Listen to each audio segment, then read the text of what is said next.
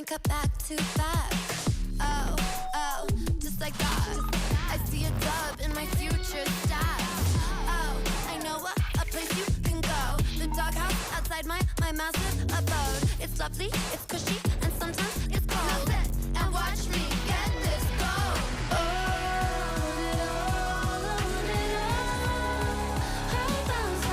I just want it all. I just want it all. I'm gon' bounce. I'm gon' bounce back. Said you want it all, but you want it all. Said you want it all. Bounce back. Said you want it all, but you want it all. I can have it all. If you knock me down, I'll go to the floor. I just got back up. I'll bounce back. I just want it all. I just want it all. I'll keep bouncing. Yeah, I'm bouncing back. Yeah, I'm bouncing back. I keep coming back. I can't hold it back. Yeah, I'm bouncing back. I keep coming back. Yeah, I'm bouncing back. I can't hold it back. Yeah, I'm bouncing back. I keep coming back. Yeah, I'm bouncing back. I can't hold it back. Yeah, I'm bouncing back.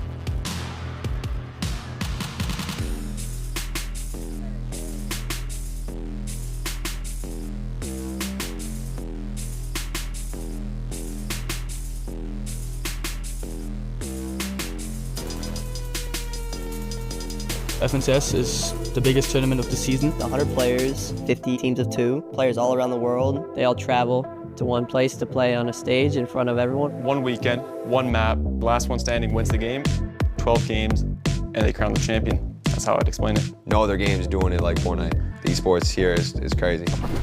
So the most consistent duo this year. I mean, it's obvious. Santiago and Pollo. best duo in the world right now. I mean, placements speak for themselves. They got second Major 1, first Major 2, first Major 3. And they won like a lot of dual cash cups, so. Well, the first season in general, they were dominating. Now they're looking really strong. I don't think anyone put them that crazy. Like 100% the most dominating team of everyone. I mean, there's no one else more consistent than us, I would say. I'm not sure that it will surprise anyone, but I'm pretty sure that Kami and Saiti will do good, as they always do on LANs. They kind of just have everything scripted. They have the entire game scripted and how they're going to play it. They're always one step ahead of everybody. I'll say Epic Whale Muzz impressed me with their performance. We just stopped playing with them last season to play with Veno, and I was really hoping he qualifies for Globalist. So them getting, I think, 7th, it was impressive for me.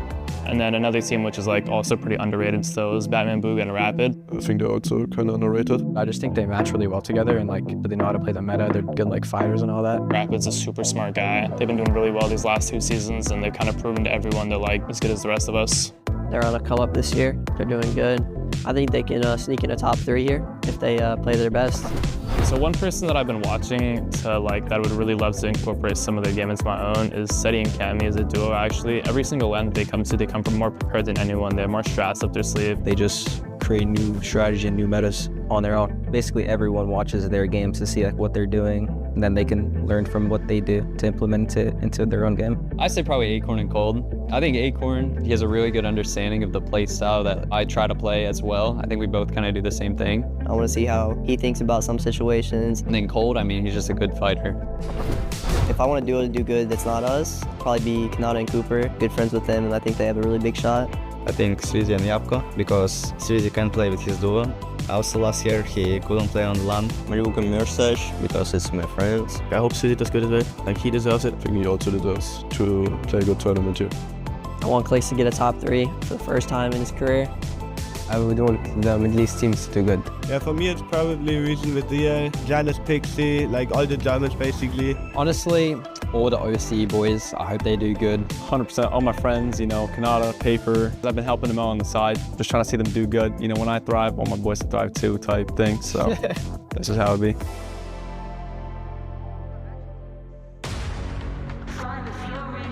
Come on, coming in hot. Yeah, got it on lock. Find the fury. Come on, you gotta find the will to fight. Fight, fight, fight, fight. Come on, you gotta face the darkest side. I'ma find you.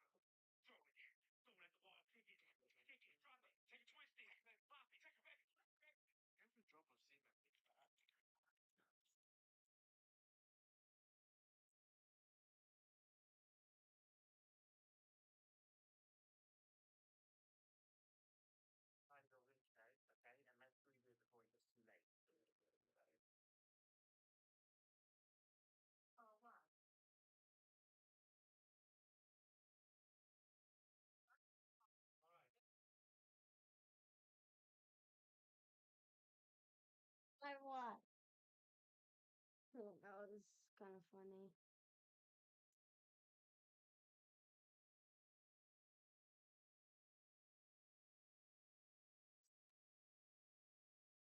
One last night, actually.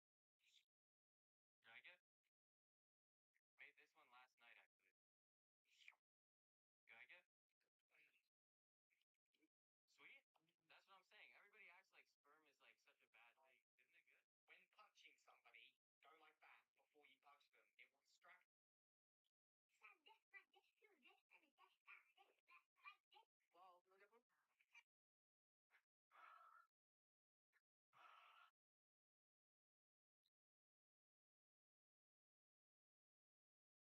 You're flying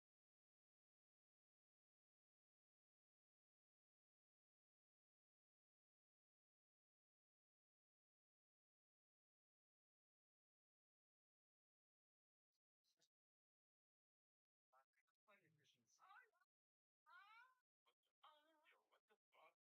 the desert. Your boat is a flat tire. What should you have in your pockets? Glue, because ice cream doesn't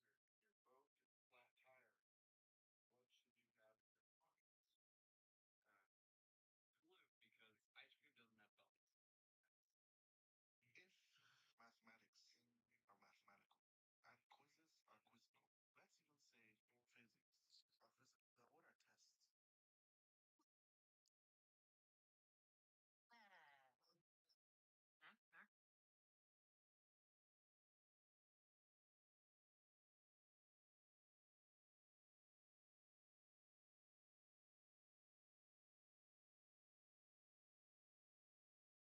mathematics are mathematical and quizzes are quizzical, let's even say physics are physical. Then what are tests? No, baby. Me and you. Oh.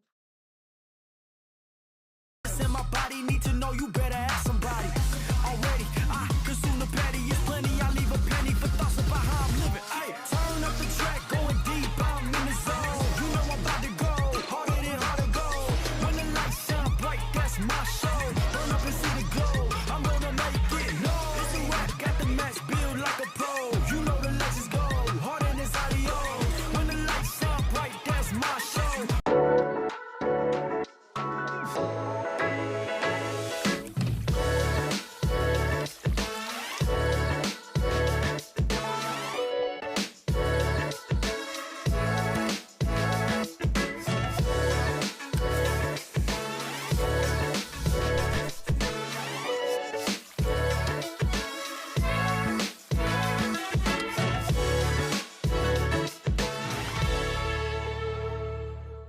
Mary Ruth's liquid multivitamins are an easy way to elevate your everyday. From delicious morning multivitamins to mineral-infused mocktails. So cheers to wellness that works for you. Discover Mary Ruth's on Amazon today. Someone's starting strong this season with the new DQ Fall Blizzard menu, with the delicious return of pumpkin pie and French silk pie, plus other great fall flavors. Oh, this lineup may just be the GOAT. Taco? No, like the greatest of all treats kind of GOAT. Hurry in and try all 7 delicious flavors on the new Fall Blizzard menu. Get it in the DQ app. Happy tastes good.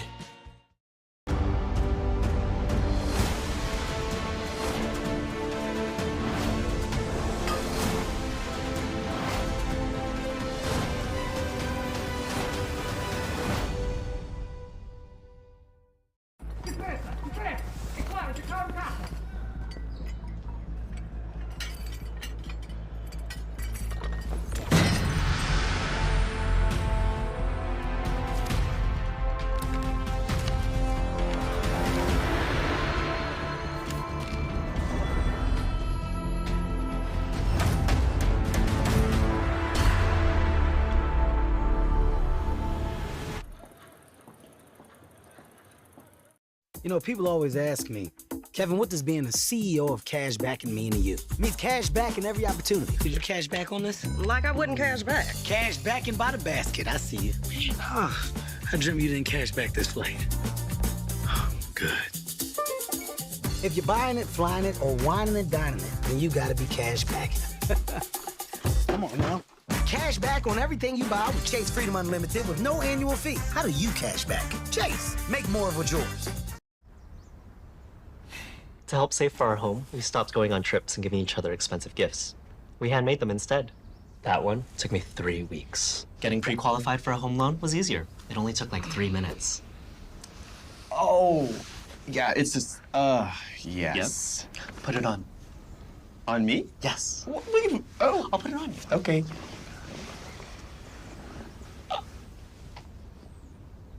Foxcar.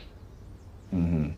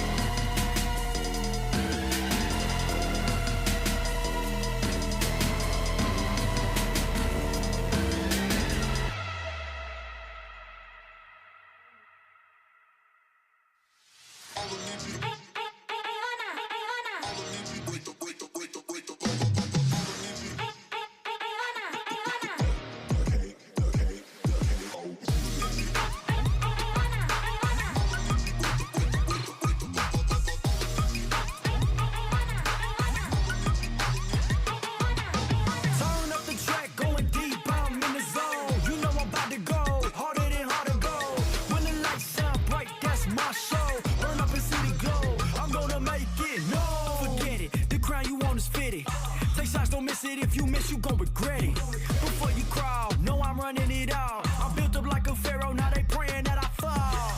Through shadows, been burning through these battles. No weakness in my body, need to know you better ask somebody. Already, I consume the petty, it's plenty. I leave a penny for thoughts about how I'm living. Ay, turn up the track, going deep, I'm in the zone. You know I'm about to go, harder than hard to go. When the lights shine bright, that's my show. Burn up and see the glow, I'm gonna make it known. It's a rap, got the match, build like a pro. You know the legends go, harder than adios. When the lights shine bright, that's my show. Burn up and see the glow, I'm gonna make it known. Me off the top, no way. I came and called my name. I gave my life into my place, earned everything that I claimed. Nothing ever could replace me. 3-4-3-4, square dance on the floor. This is not a ball, I'm above it all. Start, I see my glow up where you supposed to go. Proceed on the low, can't lose if I'm to go. Leave me in the zone, I take your mind and then I snatch your soul. Turn up the track, going deep, I'm in the zone. You know I'm about to go, harder than hard to go. When the lights shine bright, that's my show. Burn up and see the glow, I'm gonna make it known. I get it, they love my whole steady. They got so listen, told you this ain't hypothetical. Answer the call, prove this once and for all. Can't reach me with an arrow, summer nights I never fall. No cattle, the goat don't wear a saddle. Go riders off my body, cut them off, they yakking sloppy. Already, I consume the petty. The vision's 2020, believe your eyes are winning.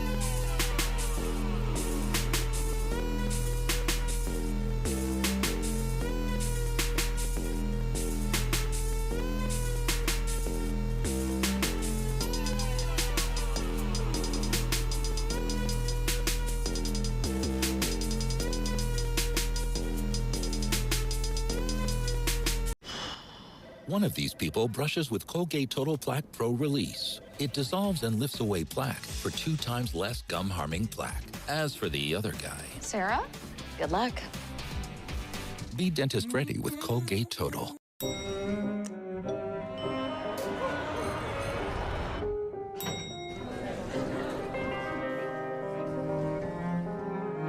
Happiness starts with you. La vie est belle l'élixir, the new fragrance, Lancôme. Give your engine the attention it deserves with Napa Full Synthetic Engine Oil. Its advanced formulation delivers faster flow and temperature protection in the harshest driving conditions, elevating engine performance by helping it run cleaner, longer. Available now at Napa. At Honest, we know that touch is your baby's first love language. Our safe ingredients provide the comfort and care your baby's delicate skin needs. Effective for the whole family, sensitive skin stays protected with our hypoallergenic, physician-tested products. Because when you care for their skin, you protect their bond with you. Clean ingredients for life's most sensitive skin. Honest.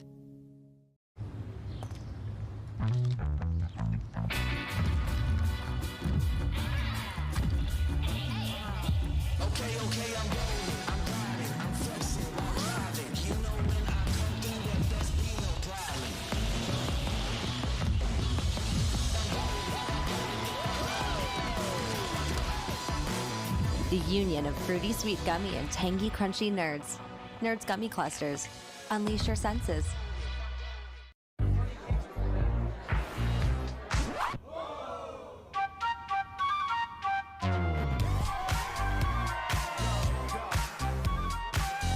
Chupa Chups Melody Pops. Taste the music.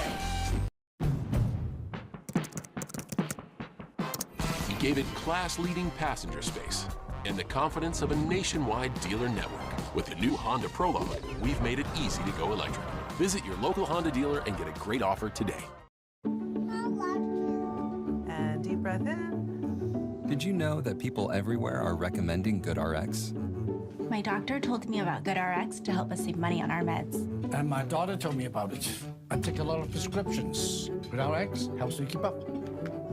My neighbor showed me the app to help me save on my kids' allergy pills. Americans everywhere are sharing the savings. Dropping off a prescription? Great. Another good reason to check GoodRx. Frizz, dryness, breakage. New Dove 10-in-1 Serum Hair Mask with Peptide Complex fortifies hair bonds at a molecular level. Helps reverse 10 signs of damage in 1 minute. Keep living. We'll keep repairing. Better ask somebody already. I consume the petty. It's plenty. I leave a penny for thoughts about how I'm living. Ay, turn up the track, going deep. I'm in the zone. You know I'm about to go harder than hard to go. When the lights shine bright, that's my show. Burn up and see the glow. I'm gonna make it. No, it's a rap. Got the match built like a pro. You know the legends go harder than adios. When the lights shine bright, that's my show. Burn up and see the glow. I'm gonna make it known. Me off the top, no way. I came and called my name.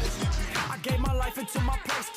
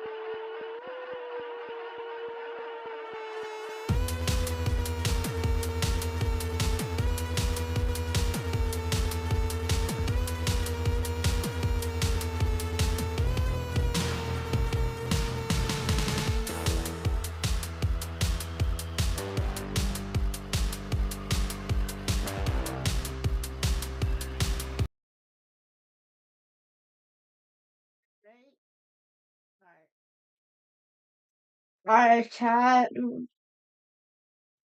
We have like 13 minutes left. 13 minutes and 15 seconds.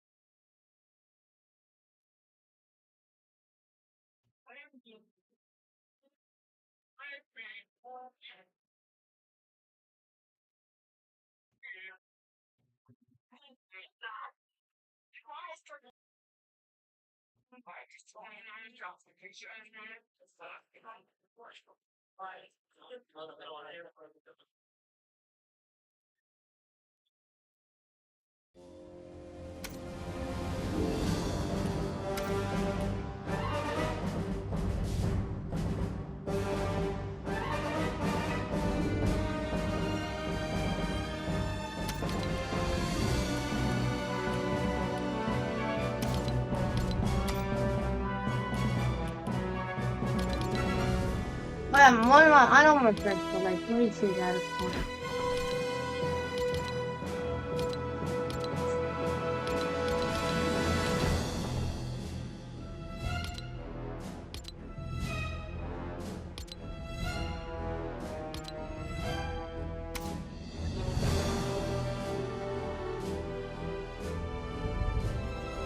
I don't want to know that I won.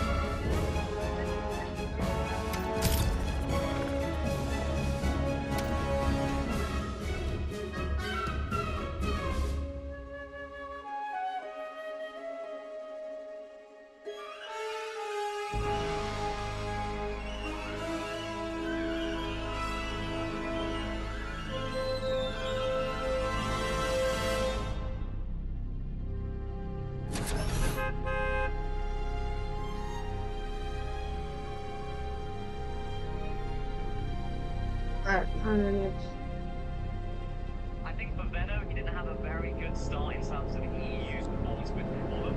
I think for Venno, he didn't have a EU performance with Tayson. He of course played major back in 1v2 though. It was so exciting to watch them play. They had their strategy down for Fulham. I think for Venno, he didn't have a very good start in terms of EU. Tayson. He of course played major back in 2.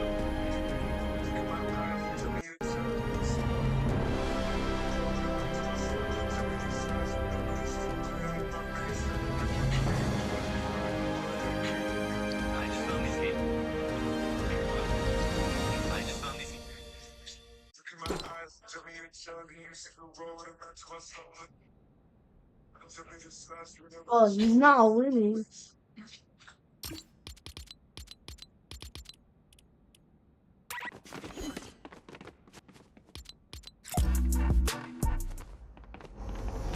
Gold Gatekeeper Shotgun.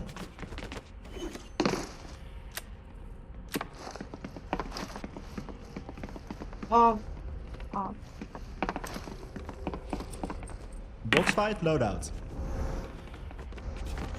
Gold gatekeeper shotgun. He added off spawn. I don't know what that is. I'm gonna try. Oh.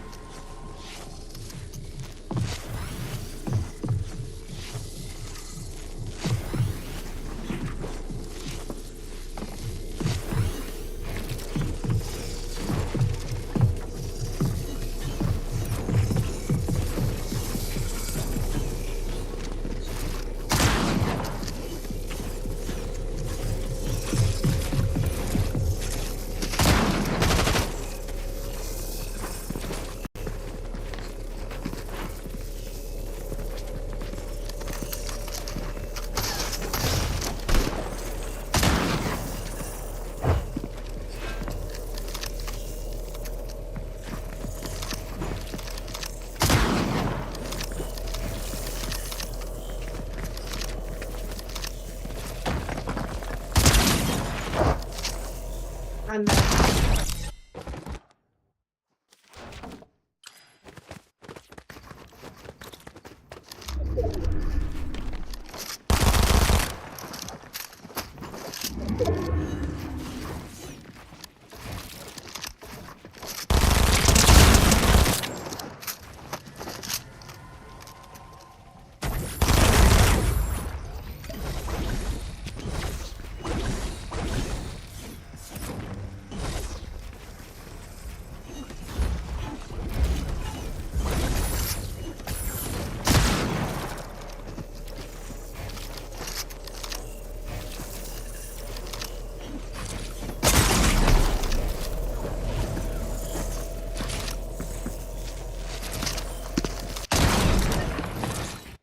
Yeah. I'm lagging because like I'm streaming, I have Google on, I'm on a live stream. Can't wait.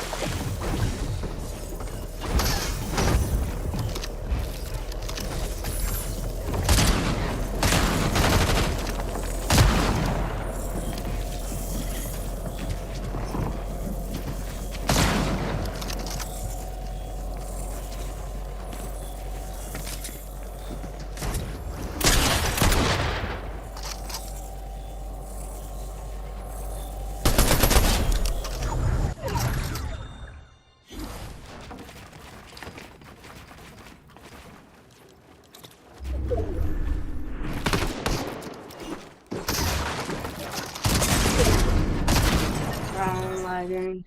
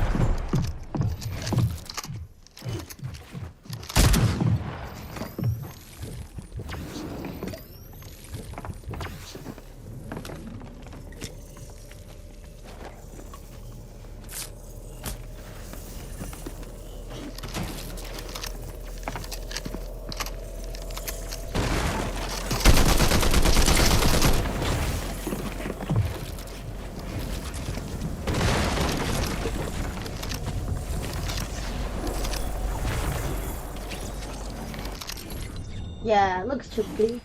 You suck.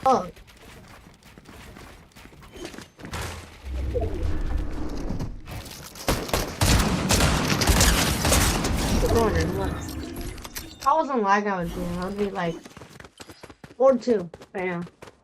Or 7-2, I don't know. 5. Alright, bro, fuck you. You suck. You suck! Get out!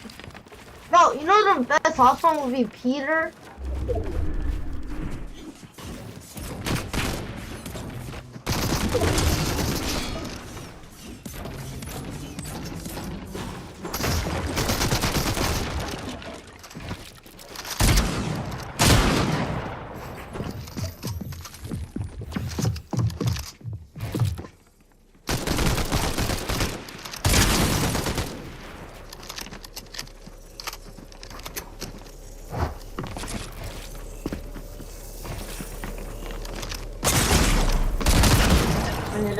Alright, I'm moving around.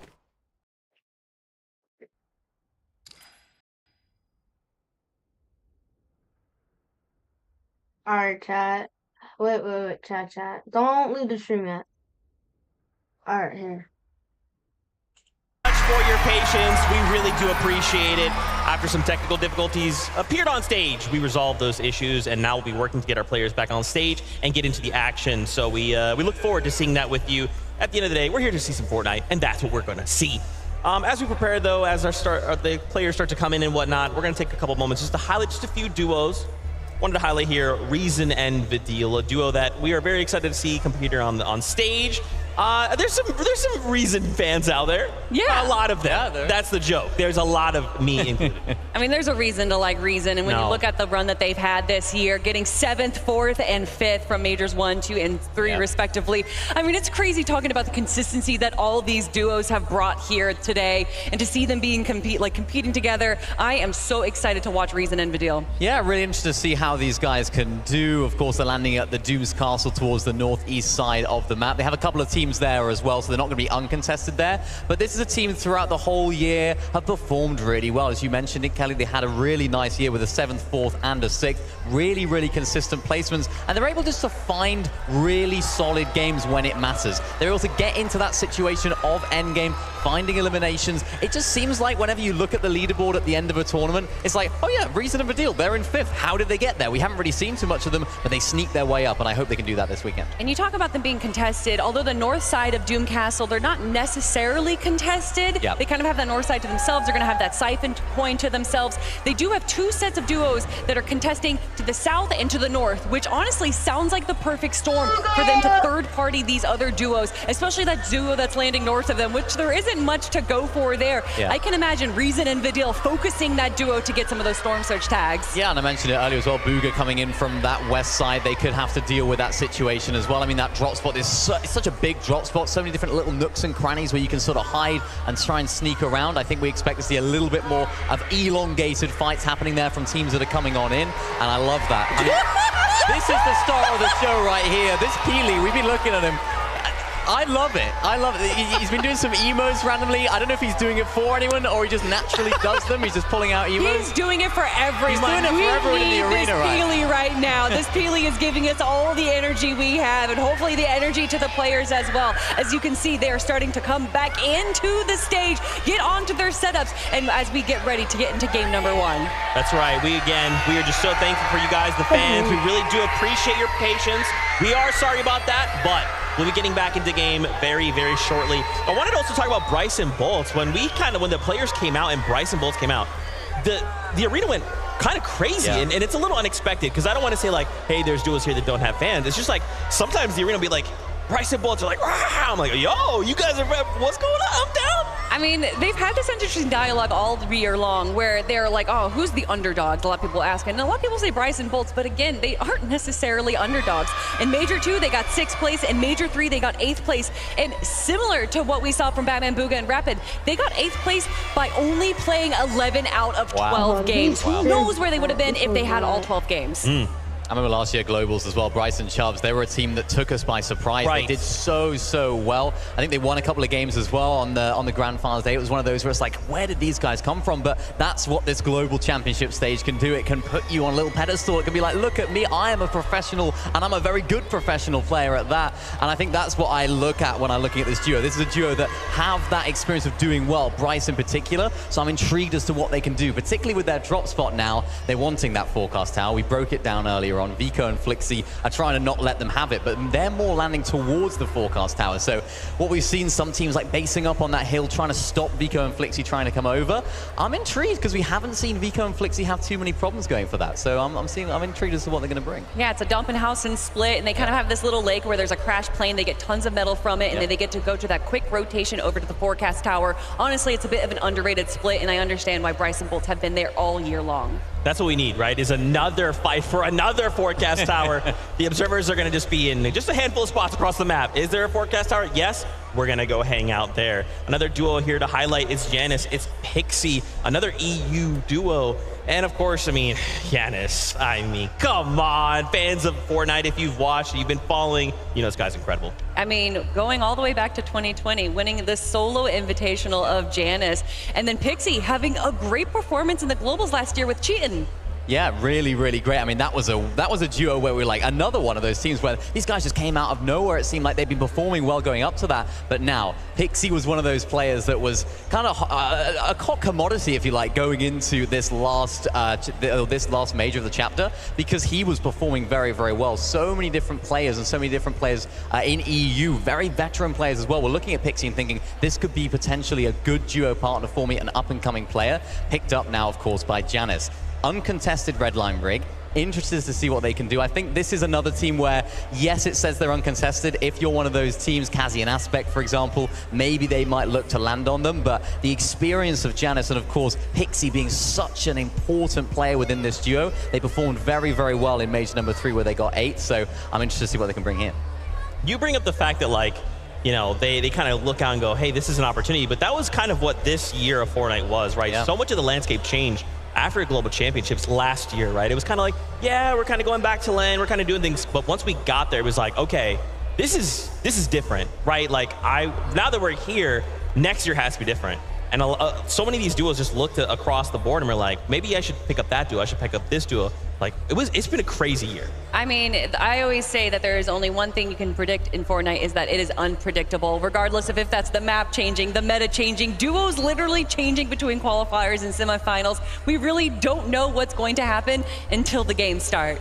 And what I love about these global events is no matter what happened in all the majors, you know, as you mentioned, different messes, different teammates potentially, it all doesn't really matter because this is where it all goes down. These next 12 games are going to be absolutely electric, and I can't wait to get into it. That's right. We've got another duo here to talk about Epic Whale and Muzz. I mean, you kind of highlighted them at the start of the show there, Muzz being one of the first duos to kind of win in multiple regions, and Epic Whale, I mean, when we had NA West, when it was NA West and NA East, he just couldn't stop winning. He didn't know how to, like, stop winning.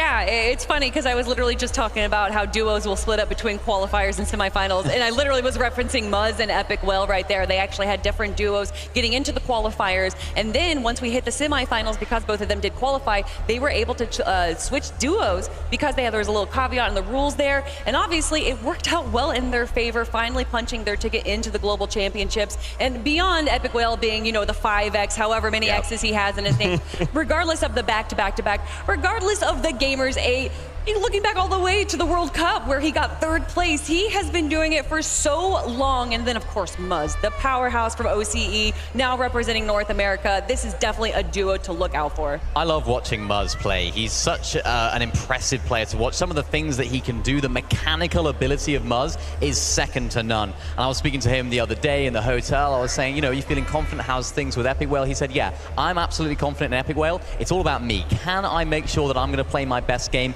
He's a little bit nervous that he might get awareness checked, but he said if I don't get awareness checked, if I'm playing my game to the level I know I can play it at, I think he's feeling like he's going to be successful, and there's no reason why not. I love that. Self-reflection, though. A lot of the times, these players will kind of look to outside sources as to what's going wrong. Oh, well, it was this duo that focused us. Oh, it was Greece over here. But players that can look inwardly and understand where they could have gone better, not necessarily what went wrong, but what they could have done differently, that's what makes or breaks these champions. Yeah, that's a mark of maturity, right? For someone like Muzz, again, like you said, to win multiple times, that's how he got that far, right? To be able to stop and go, okay, now what could have I done better? Because it's very easy to point fingers and go, yeah, well, my duo or this thing or this pod or the POY or this thing got removed or whatever. But to stop and go, no, what can I do to really minimize that like almost RNG we experience? Yeah, and there is definitely a level of RNG. Obviously, the most notorious is where is that zone going to pull? And if we have some teams landing on the south and the zone pulls to the north, well, how are we going to be able to handle that? What rotations are we going to be prioritizing? What teams can we potentially face against?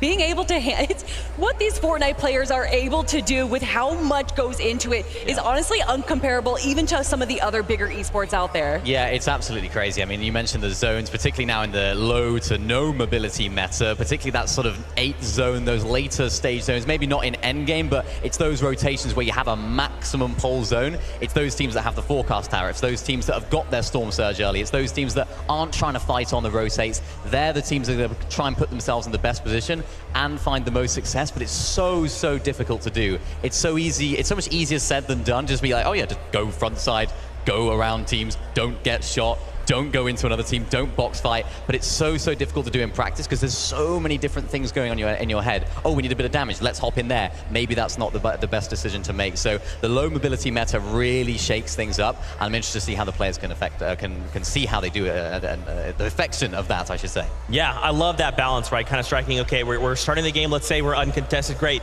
We know we have to hit 555 materials, right? Wood, brick, metal. Yeah. We have to go and we have to get our loot. What weapons are we doing? What's our surge strategy? Now it's zone 1. We got to start getting in position. We are low on surge. Surge is on. What tags are we getting? Oh no, someone's boxing on us. It's all just so dynamic moment to moment. And what's been so exciting with this season is that usually when we see loadouts from major to major, it's the same weapons in everyone's loadout. Yep. But this major, between the shotguns that we have, the ARs that we have, the pistols as well. Yes. There's a lot of variety, actually. Yeah, there is lots of different loadouts. He spoke about Thomas HD earlier on with that Monarch pistol, expecting some big damage coming out of him this weekend. There's just so many different varieties. Even the new shotguns, of course, you mentioned. Lots of different ways that teams can not have necessarily just one best shotgun, not one best assault rifle. Lots of ways to express yourself in the game. Are you more of a close box-to-box player? Do you like to play a little bit further away when you're taking fights? And that's what I'm interested to see a lot of our teams doing. How can they show their identity this weekend, applying themselves in the new strategy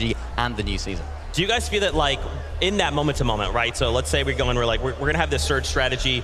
We're gonna need this loadout. Does that change moment to moment? Does that change zone to zone? Yes, 100%. Obviously, you need those long-range tags. You're going to go for the ARs, having to get those storm surge tags, of course. But once you get closer, once you get to the end game, you're going to go fighting box to box. You want to make sure that you have your favorite shotgun. And really, depending on the player, you might see Sovereign, you might see the Gatekeeper, or you might see that Hammer Pump. Yeah, or even those dual-wield SMGs. Those things are absolutely crazy. I think a lot of teams, a lot of players will be looking to pick those up towards the later stage of the game. When everyone's a little bit closer, you don't necessarily need that range of the assault rifles, of course. It seems like the burst is the most common one for the players that are trying to get the storm surge tags. It's not quite as good in box, so expect to see a lot of teams trying to switch that up going into the late game. Is there maybe a weapon or two or an item or anything that, you know, if these off-spawn situations don't happen. Oh, you know what? Oh, guys, I'm getting word. I'm getting word. It is that time. Once again, from the bottom of our hearts, we are so thankful for your patience. That's right. It's game time. Let's send it up to our casters for game number 1. When you see us, we want to see W's because we're ready. It looks like the game is just about to kick off here. Let's jump into match number 1.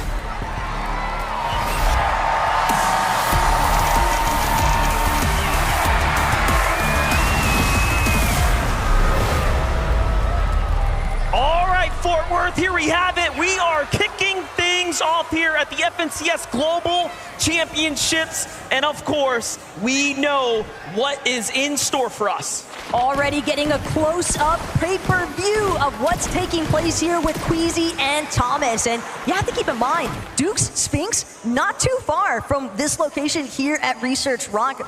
Brawler's Battleground, I think, providing a decent opportunity for a little bit of early clashing, potentially. We'll talk about those early clashes. We already know what's going to happen here. It's Malibuca Murstache versus the Powered Alex, the Power Worthy. First tags are going to go to Carmine Corpse Murstache, though.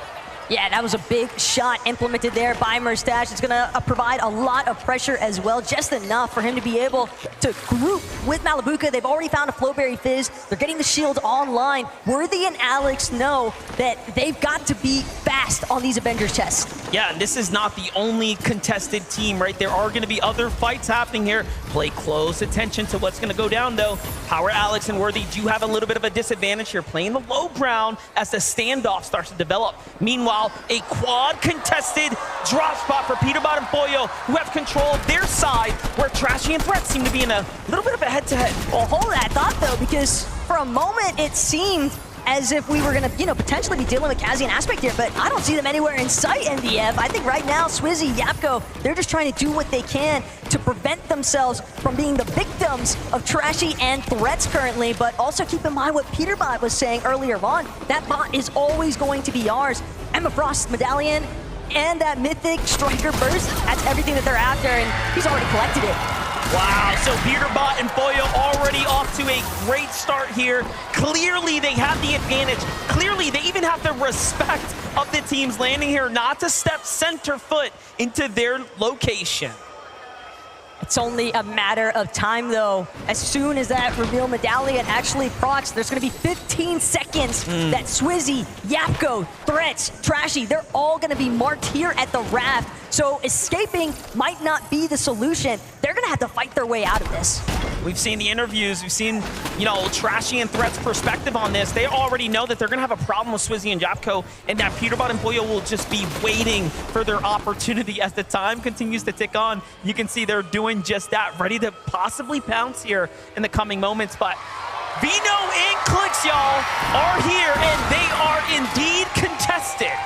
The moment these names lit up on screen, you can just hear the crowd going crazy. I mean, a clear fan favorite for good reason.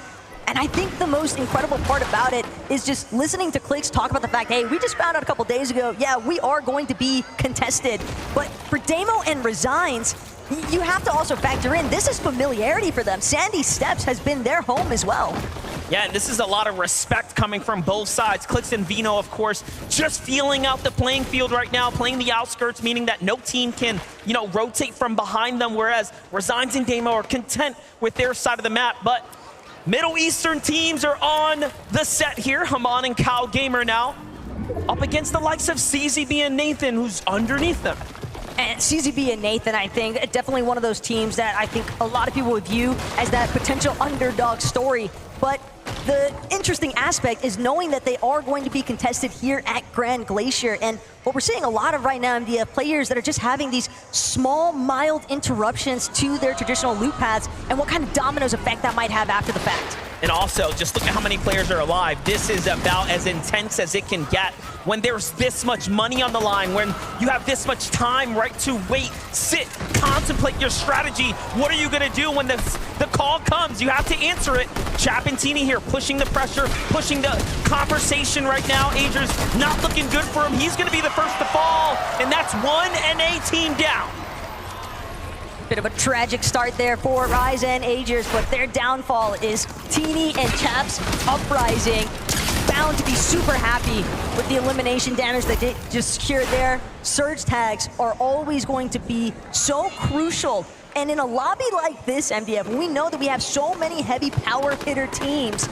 That's going to be insane to think about. You have to connect on every single shot. Well, here's someone who's going to do just that. Thomas HD doing an excellent job holding his high ground. He's got the angle down on the teams there in the distance. I saw Gone and Quanti as well, still at Mount Olympus. We know that they have that drop spot, not for free, but again, that southern side is theirs at the moment. Queasy and Thomas HD are going to be happy with these tags, right? This is the bigger picture of hyper-competitive Fortnite. It just doesn't get more difficult than this. Clearly, we have a lot to talk about when it comes down to Cammy and Seti. This is a team that is a favorite and a favorite for a reason, as is Vico and Flixie, some of Europeans' strongest coming up, and I dare to say part of the new era.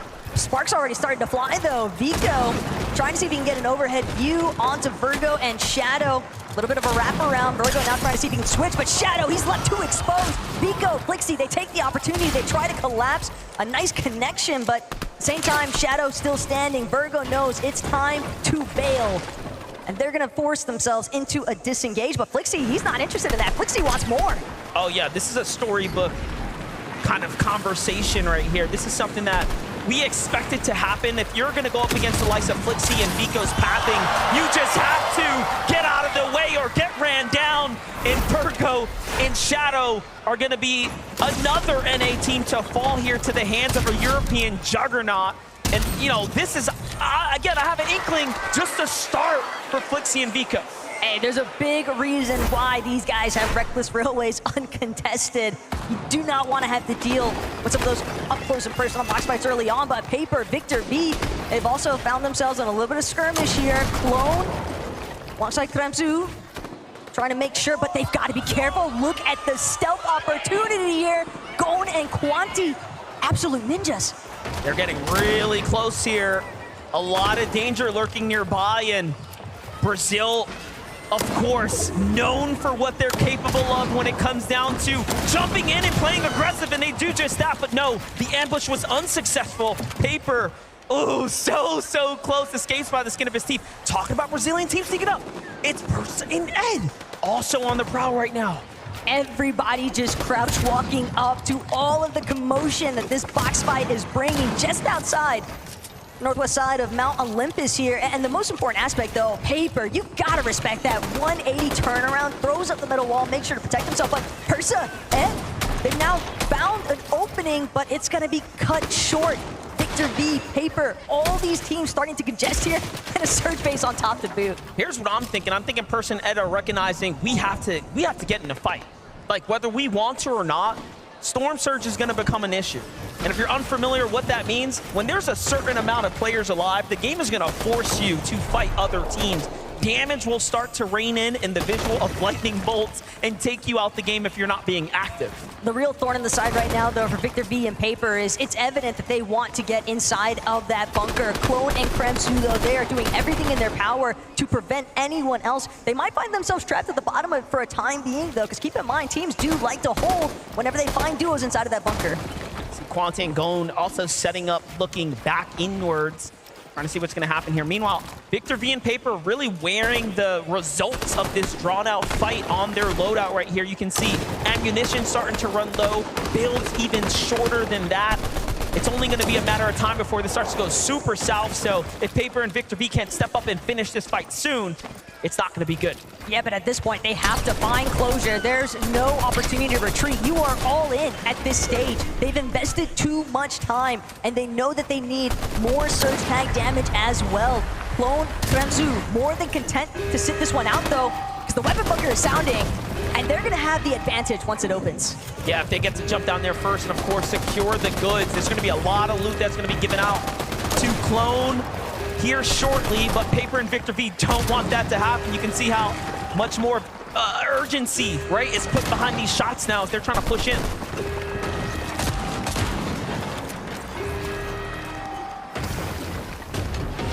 Clone, Kremzu, the opening has arrived here, but Victor V, Paper, they're still I don't want to call it hesitant, but definitely wary of what awaits them when they try to catch Clone and Kremzu exiting that bunker. Malabuka Merstash, though, they've encountered some early difficulties here, it seems like, at Restored Reels. Last we checked in, they were getting a couple of decent tags onto Alex and Worthy, but now, knowing that Malabuka is in that solo position, it's going to be tough to make his way towards a reboot van with this much traffic around him. Yeah, undoubtedly. Look at Kanata and Cooper, though, on the move right now, trying to continue to find their way not only to the new zone, but play for this high ground, right? Looking for tags off in the distance, and very different strategy for Kanata and Cooper, where we see a lot of those other duos looking to get box-to-box fight, you know, very close quarter. They're keeping their distance almost exclusively now from other duos and other paths of duos. But I really love this positional check, though, from Kanata and Cooper, because they've taken over a hill just northwest of Restored Reels, and they know all those duos that are far west on the map, far north, they're going to have to rotate through Cooper and Kanata. Kanata is notorious for setting up surge bases in positions where you have ample opportunity to deal some damage to other teams. Oh, look at this. This is the clash we all expected. Vino and Clix versus Oceania's Damo there, who just rotated by. They're going to be the first to get a couple of tags and start to get the lead here. You have to be really careful. Vino and Clix are going to recognize that if they stay in the storm, what's going to happen, those other teams are going to have strong positions to give them even more of a problem later. But it seems like they want to continue to press the action here. Kashoro, though, kind of could get caught in the mix here. Not sure if Clix and Veno have spotted him out just yet, but Kashoro, the moment that he tries to break through, that's when Clix sees small opportunity to try and pounce in here. But again, MDF, this is getting a little bit more drawn out than maybe what Clix and Veno were after. Yeah, because Andalix and Sato were still here. They thought it was just a solo, but now they walk into almost a spider's web here. Sato and Andalix do have heals as well, so they can kind of sustain themselves for quite some time, but I'm not sure how much Andalix has to work with. Meanwhile, the GOATs of the region, the Kings of EU, the most consistent duo in the world when it comes to LAN performances in the recent years, are here. Every view we pan over, it's like sharks in the water currently. The fact that Cammy and Seti have now decided to just stroll on over so casually, but they recognize there's no real openings for us to taste this one just yet. Let's prioritize our positioning and set, because they can always set up to intervene. Kashoro trying to do what he can to escape, but Vano's gonna shut that one down in no time. And his first elimination goes to Clix. Vino's gonna be the first to claim it alongside Clix here for a big elimination, and that's gonna set themselves off in the right pace here. Still, pay attention on the other side. Kanata and Cooper, completely opposite situation now. As we talked about them keeping their distance, Visual and Braves are gonna step up to the plate. Let's see if they can hit this swing at bat, but nothing just yet. Something important to consider, though, Visuals and Braids, this is our duo that came in at the final hour. Just last night, they discovered that they were going to be participating on the global stage. What's their prep time look like in comparison to everyone else? But more importantly still, Braids, he's trying to make sure that he brings the fight to Cooper and Kanata. They're not willing to fold. A couple of armored walls already expended from both sides as well. Kanata's still able to find the shots that matter, though. And him and Cooper doing a decent job at just trying to forcibly create space. And this is not just any backup duo here. This is a team that is very much tenured and familiar with one another. They, in fact, have duoed with each other throughout the year. So, again, not your regular backup team. This is a very, very scary team to be fighting right now, and a huge opportunity like this is not going to be taken for granted. And you can see the fact that they forced these great players to use their armored walls tells a lot. Let's jump in with Merstash and Malabuka here, though, as the Storm Surge is effectively active now. Great place to be rotating through here at the Grim Gate, but I'm not too sure, even after being picked up, if Merstash is going to have a chance to really get back into the swing of things, as the Rift Island's already gone up, and we already know who's playing for it. Peterbot and Poyo did not even wait a moment's notice. As soon as the Rift Island spawned in, these two were prepped and ready to go. Peterbot already taking advantage, putting some pressure onto teams that are just trying to rotate at the bottom of Rift Island. You know, teams like to try and utilize some of those rifts along the bottom, but again, when you have a team like Peterbot and Poyo, and they're not the only ones lurking either, Trashy and Threats as well, making their presence known. But keep in mind, Boyo Peterbot, they've got that reveal medallion. Yeah, they're going to be able to scout them out in just a couple of moments here. So Trashing and Threats will have a big problem here. The hold up, King and Phaser talk about problems, are pushing down into the EU duo. Now, there's something that we know about King is that he's not someone you want to face in a box fight. What he's managed to do all throughout this week is instill fear into every duo. He has challenged players in the practice rooms back to back and has been the most successful. But the way that you're mentioning that, it's all about the solos, and this is a duos game here, MDF. King trying to see if he can get a little bit of revenge damage onto Reason or Badil, but currently, Germans, they're the ones holding height, and King, he's gonna have to start burning through some of these small shield potions, and the real issue is once those shields crack, Badil, Reason, more than close enough to hear it, but they also need the damage, so the key is inevitable. Yeah, both sides are extremely aware that this is a fight for Surge right now, and should King's team get a tag, the Surge is gonna flip. They are the team quite literally above them, and it doesn't really get much closer than this, and this is the most opportunistic time for King to take down a duo here. But Reason, there it is. Opportunities start to shift here. Reason and Badil now, pressure starts to loom on them. Craziest part to think about too is that they've still got to watch their backs because Rift Island just lurking in the distance, slightly higher elevation than themselves. Peterbot Boyle, they were definitely trying to see if they could track down anybody for some additional tags, knocks, elims ideally, but one of these teams has got to get a go on here, MDF. They can't afford to just sit idle. It's either fight or get eliminated. Here it comes. I'm seeing two shots coming from both sides. Reason goes for it first. Vadiel on the other side doing an excellent job, but a trade comes out. King's weak, and he's going to be the first to fall. Reason and Vadiel come out on top, and even then, it's just enough to stay alive for now. Crazy though when you think about how many teams are getting caught inside of these box fights inside of the Storm itself. Merstash, Malabuka, they're just on a recovery tour currently, and it's incredible to think that they're still 156 above that damage threshold despite that hiccup of Malabuka having to make the reboot van play in the first place. Wax and Ping though, they seem like they're primed and interested potentially, but instead it's just going to be heading to the top of Rift Island. Malabuka might get faced though, he wants more damage. Little does he know, though, there is Trashy and Threats up here. Team Xset right now, still lurking nearby. I'm very curious as to why they haven't gone yet. And we might just find out here soon if they end up opening the box and taking fire. But no, Malabuka takes flight first. And he's going to get pretty far off. Will it be enough, Taco? Way. It's not looking like the math is going to math here, as Malabuka is going to be the first to fall. He tries to get as far as possible. Merstash will have to land on him and save him now. The problem, though, is that we're looking at 2 tick zones currently, Monster. Merstash, he can try his best effort, but I fear he might meet a similar fate, because even if he makes it into this next edge of zone, he's still going to have to deal with all the teams that are already based up, situated, and ready to take advantage of the players that are late straggling in. Take a look at this refresh from Dino and Clix now, as they managed to find themselves a little bit of a cachet from some leftover action between Casper and Prism. Prism now not being in this fight.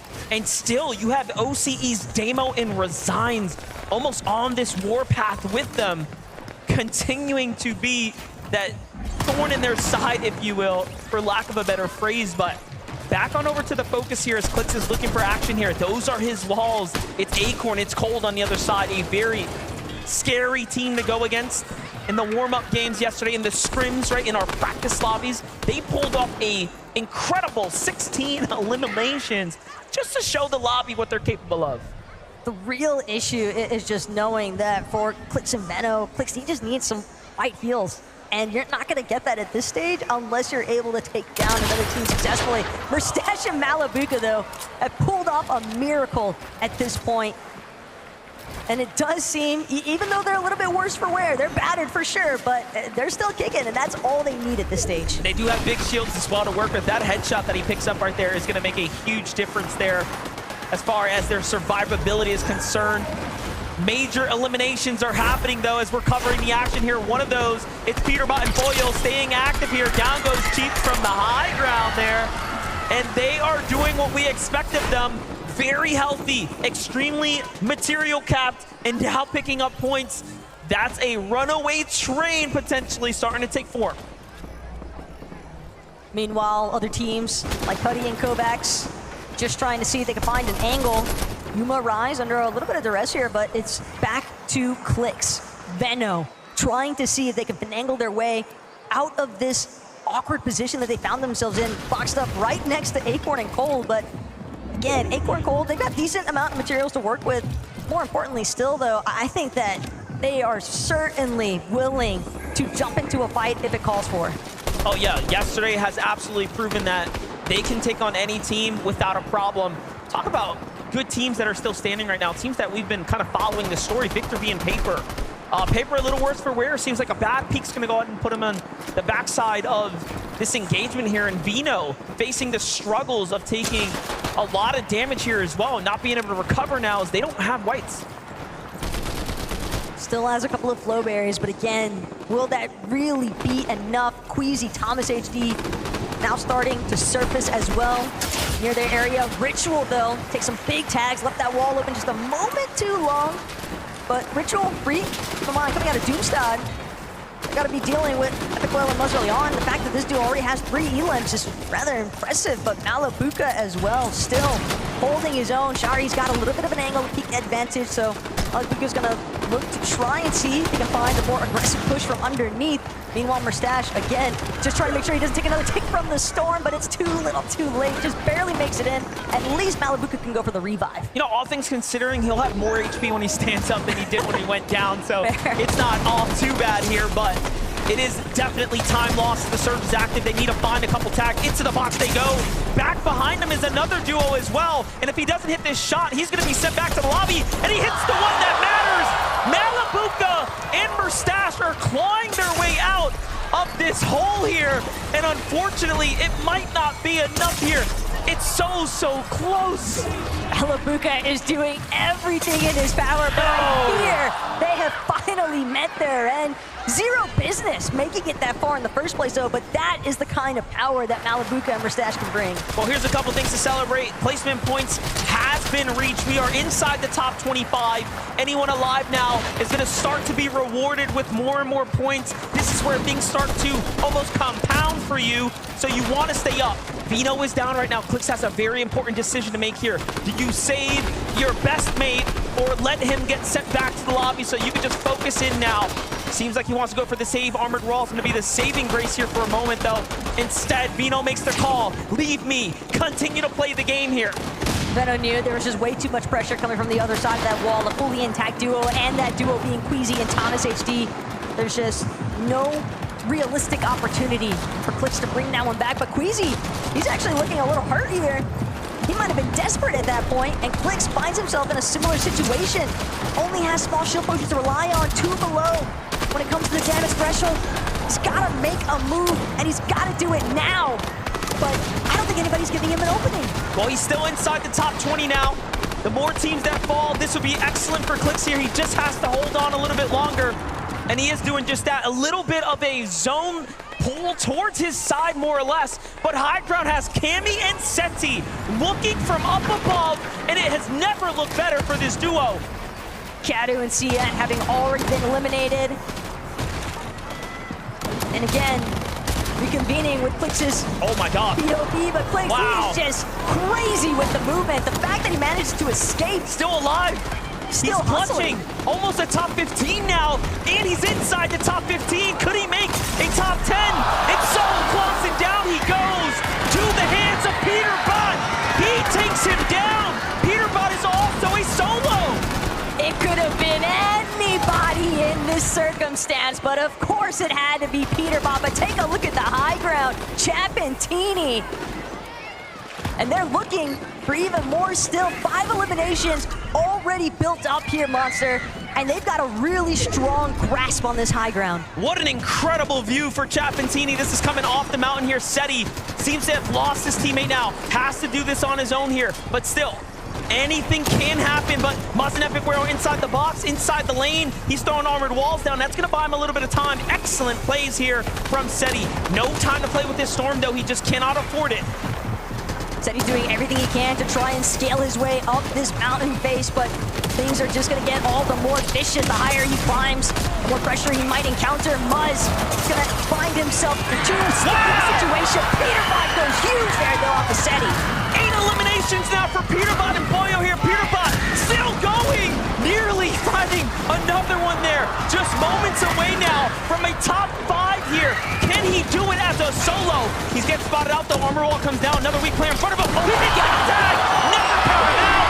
It was so close. But now the focus comes into who will win game 1. We have just 4 teams remaining. Make that 5. Acorn and Cole find another.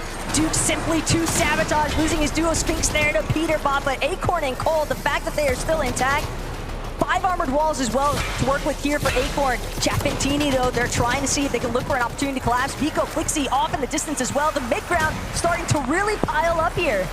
Well, look at this. High ground starting to run out of material. Vico and Flixie, this is the pick for me. The team that I knew, you leave them uncontested. They're just going to put in dangerous work here on the field, and it is starting to shape up. Acorn and Cold and a saving grace on the low ground, on the outskirts, putting pressure onto Japan's best. Rise and Yuma, who also has 7 eliminations. Yuma sends up against Acorn, finds a beautiful tag there. Loses his teammate though, finds another exchange. It's back and forth here. Anything can still happen. All these teams scurrying in the low ground though, they're sabotaging each other. Acorn's gonna go down. Yuma's still standing tall, but now Chapentini from the high ground, they're just gonna collapse, and that is just another elimination to add to the count. Vico, Flixie versus Chapentini. It's a battle of Europe. A battle for the ages indeed here. 5 eliminations still for Teeny and Chap. Things are starting to rack up. Teeny, the first to go down. Chap's also weak. They jump in. They close the game. And game number 1, the Victory Royale will go to Chap and Teeny. Could it be more deserved? The way that they held down that high ground, MDF, you could tell that they were aiming exclusively for the Victory Royale at this stage. But granted, you have to keep in mind, there's somebody on the ground that can help out even more so. Dallas, would you please give it up for your Game 1 winners? Chapentini, do you want to step up for me here, fellas? So everyone can see your glorious faces.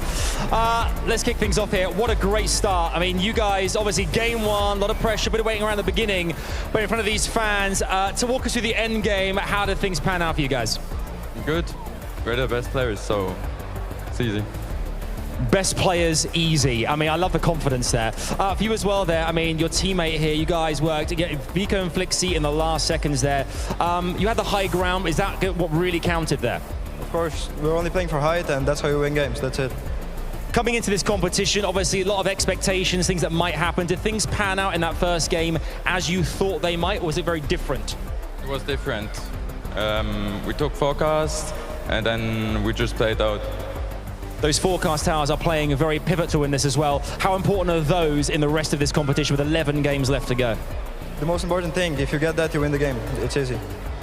Would you please give it up one more time for your Game 1 winners? Chapentini, everyone! Oh, things have started beautifully here. There is loads more coming your way here, courtesy of the FNCS Global Championships 2024. A short break from us here on the broadcast, but do not go anywhere. Stay exactly where you are. There's loads more coming your way very, very soon.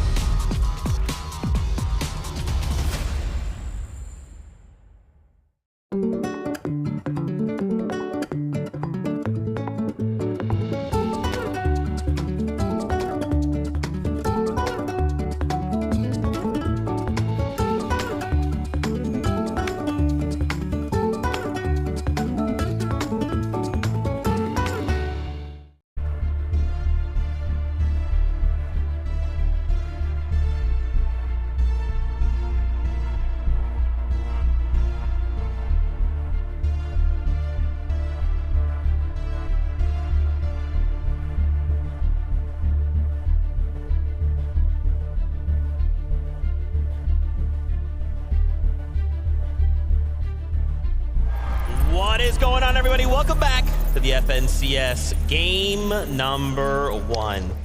Chap and TD find themselves the victory royale, and that first game was absolutely crazy to see these guys come out on top and to get that interview, right? Hey, we're the best team. You just get forecast. You get this, you get we're the best team. That's it. That's all that matters. I mean, if you look at Major 2, Major 3, when they both got second place in both majors, yeah, they're kind of one of the best teams right now. Yeah. And showing up today and showing up early as well, eliminating Agers and Rise right off the bat. Yeah, really, really interesting after this first game, because we were sort of talking about it going into the first game. Where are these guys going to land? What's their strategy going to look like? We didn't quite know, and now we get a little bit of an insight into what that's going to look like. It seems like they're really prioritizing that forecast tower. Another thing that we focused on at the beginning of the show. They want that forecast tower, and that's the reason why they're able to get height right here. You saw Cammy and Seti sort of shaping up to try and take height and holding it in that sort of 8-9 zone, but they didn't get that next zone. So Teeny and Chap took that opportunity really well because they knew where it was going. Also, to be able to hold height for as long as they did, all the way from zone 9. Once again, the forecast tower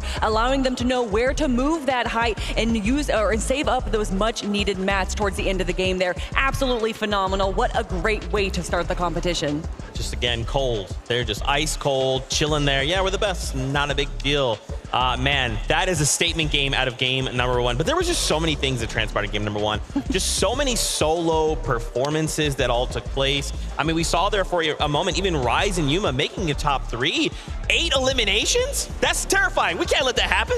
Yes, we can, and they did. And I want to see it happen again. Rise and Yuma representing Asia right now, showing that, oh yeah, it's NA versus EU. You got to watch out for Asia as well. Yeah, these guys are really looking good right there. 8 eliminations clutching up there in the end in those final few moments. The crowd erupted as soon as they got that final elimination. Wasn't quite enough to get into that first or second, but they've got to be happy with that start, particularly on this stage. That's right. I want to highlight Peterbot, man. I don't know what Peterbot is about, but I do now. In those final moments, you know, Pollo goes down and you have the solo clutch, and he pulled it off.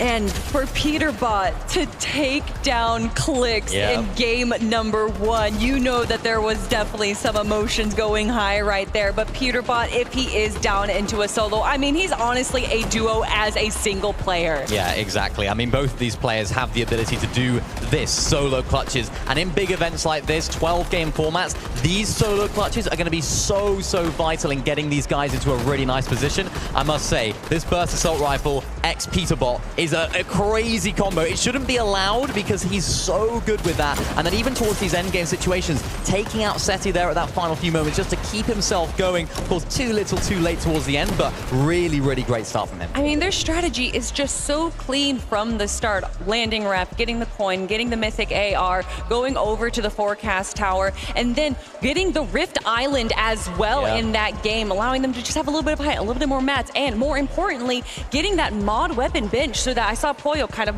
modifying his weapons there, getting exactly what they wanted so that they were prepared for the end game. I love seeing their 3rd place. Vico, Flixie, a 2nd place. They didn't even need the Victory Royale, right? The fact that they made it to 2nd place, you've already done too much. You've already let them get too far in the game. Yeah, I mean, they started off so strong as well, getting eliminations onto Shadow and Virgo by zone 1 there. And then, of course, just dominating the low ground as we know them to do. Yeah, exactly. Another really solid performance of these guys. We've seen them do it previously. This is exactly what we expected. Low to mid ground, finding those eliminations. And towards the end there, where it was the final 2v2, it was kind of like Major 3, where it was 2 of the best teams in EU going head-to-head. Of course, 2 different, very different play styles. These guys are not necessarily going to be going for height every single game. But of course, what I noticed there was a little bit of a change in rotation. They went towards the north side of their drop spot. So interesting to see whether that's going to change throughout the day, whether the forecast tower fight's going to affect that. But really nice start from these guys. That's right, guys. I know you want more action. We can talk more about this, but let's just jump back into it. MDF, the best taco. Back over to you. Yeah, that was a very intense game. Obviously, as we're coming out, you know, I couldn't even believe it. I almost, you know, just threw the whole mic off the headset. I was really into it for a second there. Yeah, and the craziest part still, of course, we have 2 EU teams duking it out to close off our first lobby here. And match number 2 is ready to go.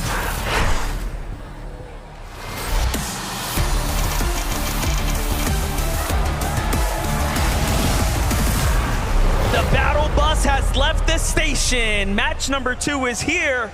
What do we have in store for us this game? I mean, last one was surely a surprise with the Middle Eastern teams taking a top 10 position. One Asia team up there as well. And of course, those that you expect. The best from NA, some of the greats from EU. Yeah, and Acorn and Cold, they haven't necessarily had an easy time about it either here at Brutal Beachhead. You know, you get like the soft contest coming out of Andalux and Sato, and this could prove to be very difficult, though, for Andalux and Sato, because you can tell the commitment is there, but if they want to take this fight to Acorn and Cold, it could be a really difficult one to actually close out in quick fashion. We have to give all credit to not only Clix and Vino for Clix's performance to stay alive and secure a top 15, but Damo and Resigns, who found even more placement points, ending just closer to that top 10. So a very impressive performance for teams that were contested that game, actually. When you start to do the math on that, that is almost unprecedented. Well, it was almost like Damo and Resigns were trailing Clix and Veno the entire match, and if they hadn't actually stumbled upon Kishuro as a solo, I almost wonder if things could have maybe gone a little differently there, because that's what really got them tied up into a rough position. But again, hindsight's always 20/20. Currently, we are focused on the now. Chap and Teeny lingering around the Nitrodrome, but Kanata and Cooper close by means that all they can really look for here is just trying to prioritize their mat count. Yeah, we do know Kanata and Cooper like to rotate closer to Agers and Rise, who was taken out pretty early last game, so they didn't get to secure that fight, and they found themselves in a completely different battle up against Visual and Braids, and it really didn't go their way. Shortly afterwards, Braids ended up falling to Epic Whale Muzz, so pretty interesting, you know, zone dynamic starting to take shape here, and that's really part of the high level of Fortnite. Game to game, micro adjusting, right? They all know what went well, what went wrong, and it's about adjusting in the real time. But here's Seiyun, here's Kadu against Casper and Prism. Little stands off here, so it seems like this game, similar to match one, is gonna kind of take its time rolling into the eliminations. Yeah, Janice almost seemingly happy about the fact that these teams kind of caught wind of each other, because that allowed for him to just slip on by, head on out, a red line rig, make sure that he doesn't get caught in the mix. He's clearly just trying to make a play for that Reboot Max. I didn't see Pixie anywhere near, so almost makes you wonder at the same time. It's going to be a difficult situation for a lot of these teams. Here's Cammy and Seti. They have angles, they have a little bit of high ground. Meanwhile, King and Phaser getting active right now just outside the Rebels' roost. What is happening here? They seem to be finding their groove right now. It's Visual and Braids once again who are giving some of these duos a really difficult time, making them all second guess whether or not they should be sticking around and fighting them. So, you know, that's impressive. Yeah, but this is also a really smart disengage from King and Phaser, recognizing the fact Sky Scroll still nearby as well. Rebels Roost just a little bit too poppin' for their interest at the moment, but even hanging around the Underworld could pose some issues because they didn't stick around for the fight. Don't know how much surge damage they've actually been able to accrue at this stage, and once we start to get into that mid-game rotation aspect, we already saw a handful of teams, even some of the teams that you wouldn't necessarily anticipate to struggle with their surge damage, having issues. Very interesting. We get to catch up with Batman Booga and Rapid here at the Grim Gate. This has been their drop spot for quite some time, coming out of Major 3, of course, with an excellent performance. You know, if you start looking at the paper trail of Rapid and Batman Booga, everyone's marking them up towards the top 3 as far as the NA teams are concerned. And talking about top 3, it wouldn't be one without Cold and Acorn. They're just putting teams down. This time, they do finish the fight up against Andalux and Sato. They don't let them escape.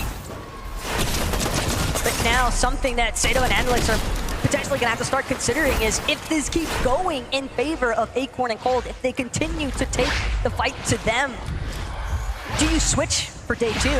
But I think we still got a few more lobbies to work through before that really starts to become the real question mark here. For Stash Malibuca, though, starting off somewhat on the right foot here at Restored Reels.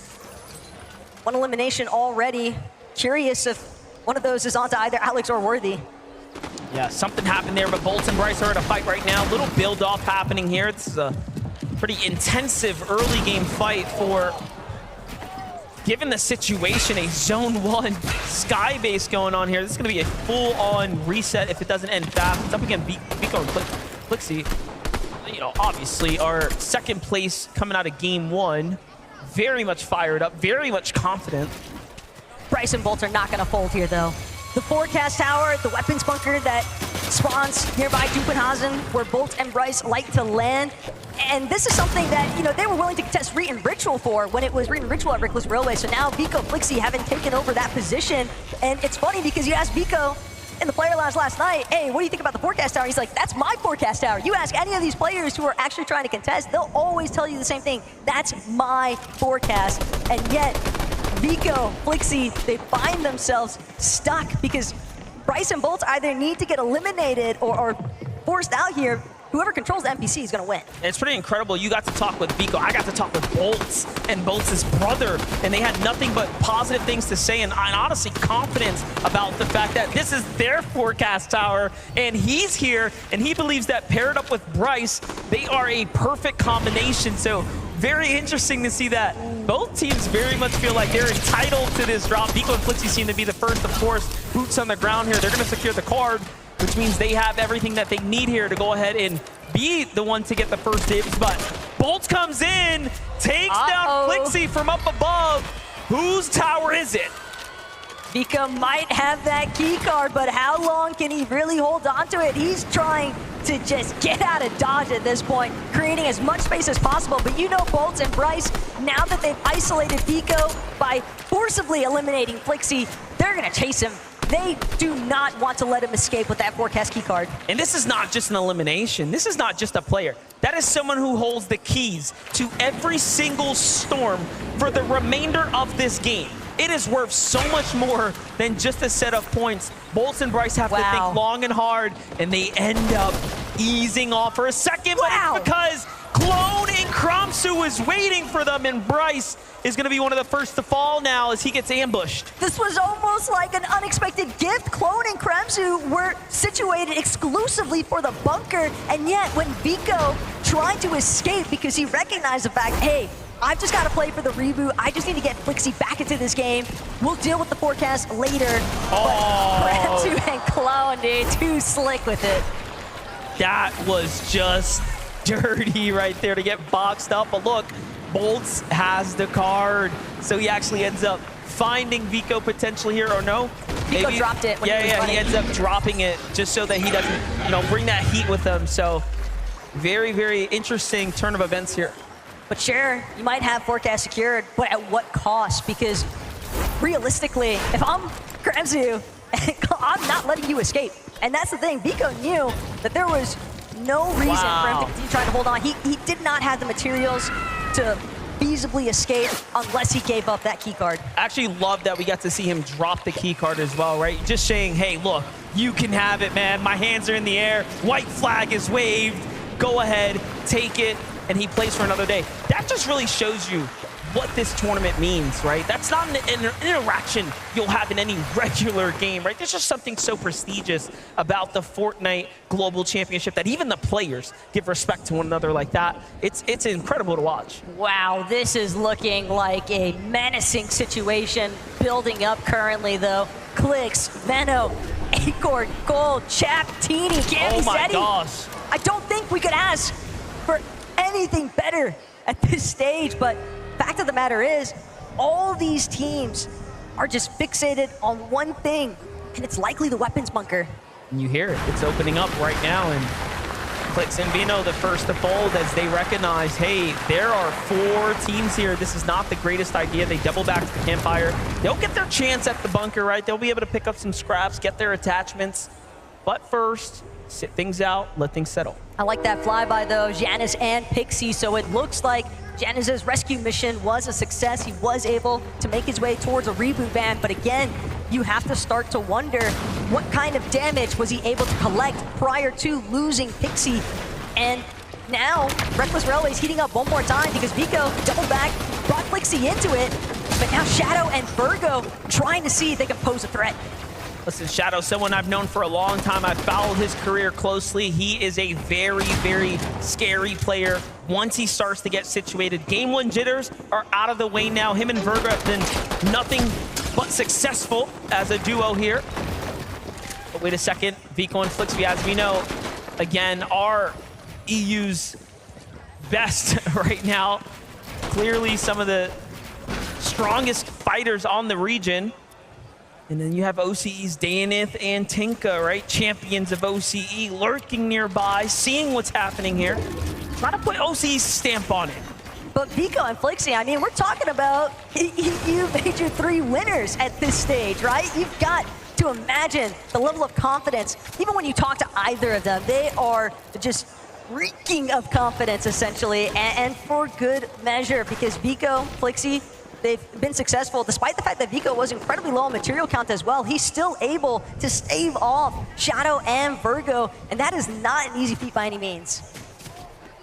Jumping to the other side here, Dukes and Sphinx trying to figure out what's happening down here south on the zone as things are just starting to develop. Clearly, shots are coming in from teams in the distance. Meanwhile, Queasy has that high ground. Chap, though, lurking up, trying to see how he can possibly get involved. Teeny already sitting on the base for a moment there. You couldn't even tell.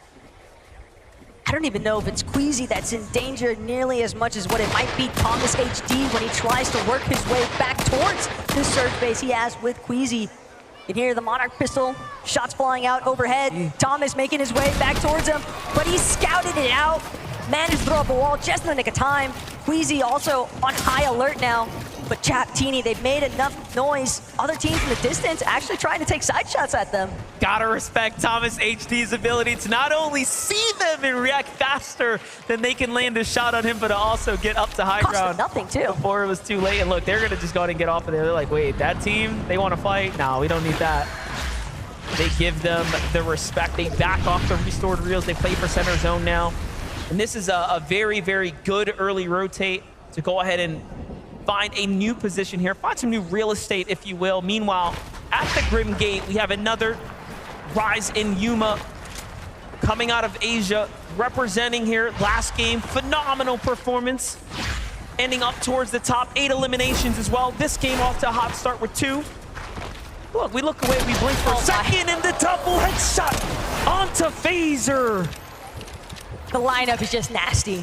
You can just tell that Thomas HD and Queasy probably ecstatic about that loot llama they essentially just picked up from the knock. Yeah, I don't even know if they want to cross over to pick up the loot. At this point, it would end up being all too risky with King nearby, but Chap and Teeny haven't stopped their pursuits onto different duos. I'm feeling like maybe they're not getting enough tags in these fights. Can also be so disorienting to other teams in the lobby when you're dealing with the likes of Chap and Teeny, because they're just barreling down onto anybody that they encounter. They could care less about the caliber of player that they are dealing with in the process. All they want at the end of the day is the points from the eliminations and to clear out the space to make sure that their rotations maintain their smoothness. But Yanis, layer below, Chap and Teeny are currently boxed up, and they are not the only ones. Premsu, Clone, lurking overhead. Persa, Ed as well. Close enough that they could definitely tango if they wanted to. Chap and Teeny, 130 below. Just mentioned that they're not finding the tag, and it's very clear, regardless of how many teams they've managed to fight, it just hasn't been successful. But this, so far, looking like the best here. Double armor walls come out. That's going to slow down all of their momentum here. And if I'm being honest, I think they have to keep pursuing it, find a new angle, do something else. They can't afford to stop at this point. Teeny's got a new angle here. He's behind Pixie now. The other duo, basically, that's there is Ed and Persa, who are also very, very weak. It's just not looking good for the Brazilian duos. Not looking too good for EU's Jonas.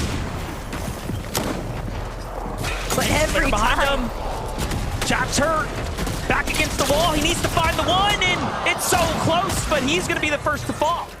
And Pixie kind of reminding Chap, hey, we're familiar with each other for a reason, but Jonas and Pixie, they just had too much of an advantage, knowing that the Storm Surge was trickling in, essentially. It just put too much pressure onto Chap and Teeny.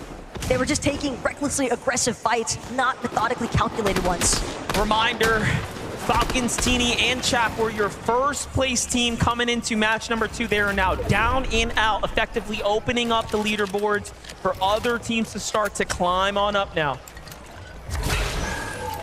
Casper and Prism as well. I think that this is a duo that has really caught some pretty big attention given their recent performances in EU. Casper as well finds FKS that flashback moment, but Janus, Pixie especially is in a really rough position, trying to deal with Quanti at the same time as well, but these two know they've just got to disengage. They need an opportunity to get that mech hit off, so Pixie will find a moment here, but Quanti still good pose, pretty big threat. All depends on how Janus and Pixie actually choose to leave from this current position. Take a look at Epic Whale Muzz right now, also below the Storm Surge here. They just need a little tag. Bring your focus down to that bottom right, that map. We're in zone 5 out of 12, right? So we're getting into the late part of the game. Things are gonna get to real small with the circle, and it's only gonna become more and more difficult if you're one of those teams that don't have heals. The problem is when you're also a team like Muzz and Epic, you had the shield, you had the white heals, but you're losing all of it because you're just underneath that Storm Surge. Finally, they'll manage to catch a break in the form of damage. And they'll look to try and see what they can scavenge here at the top of Rift Island. Surprisingly enough, mostly undisturbed. Little update there as a down from FKS fully eliminated, so 10th place is out, first place is out. Cammy and Seti not looking too great right here, below the damage threshold as well. Again, what that means is that Lightning Bolt is gonna start coming down from the sky. They're gonna start losing 25 HP over the course of time. Periodically, it'll start to add up. Flixie and Vico, this is why they're fighting all the teams, because they need to. Otherwise, they will be sent back to the lobby for not doing enough damage. Here it is. Vico gets slammed in on from 2 angles, but Cammy gets crushed by a devastating shot. Vico hits the one that he needs to. Meanwhile, Rise and Yuma jump into the mix here. This is our team in the lead here. Vico, though, is so good that he is putting up numbers up against every single region right now. It's still defending for his teammate. He's just trying to make sure that he can throw Flixie into a safe position. Revive is clearly on his mind. Armored walls are going to be sent out. Yuma, Rise, they're hoping that they can try to collapse, but I fear the moment has left them.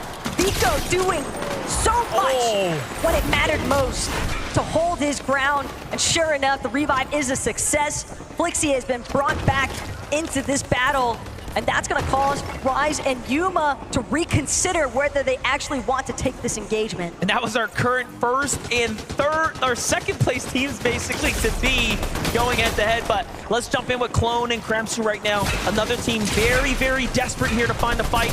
Clix and Epic Whale are the team not so desperate, but ready to defend. But no, they lose the walls first. This is not looking good. But they end up finding the shots, and Clix is so fast.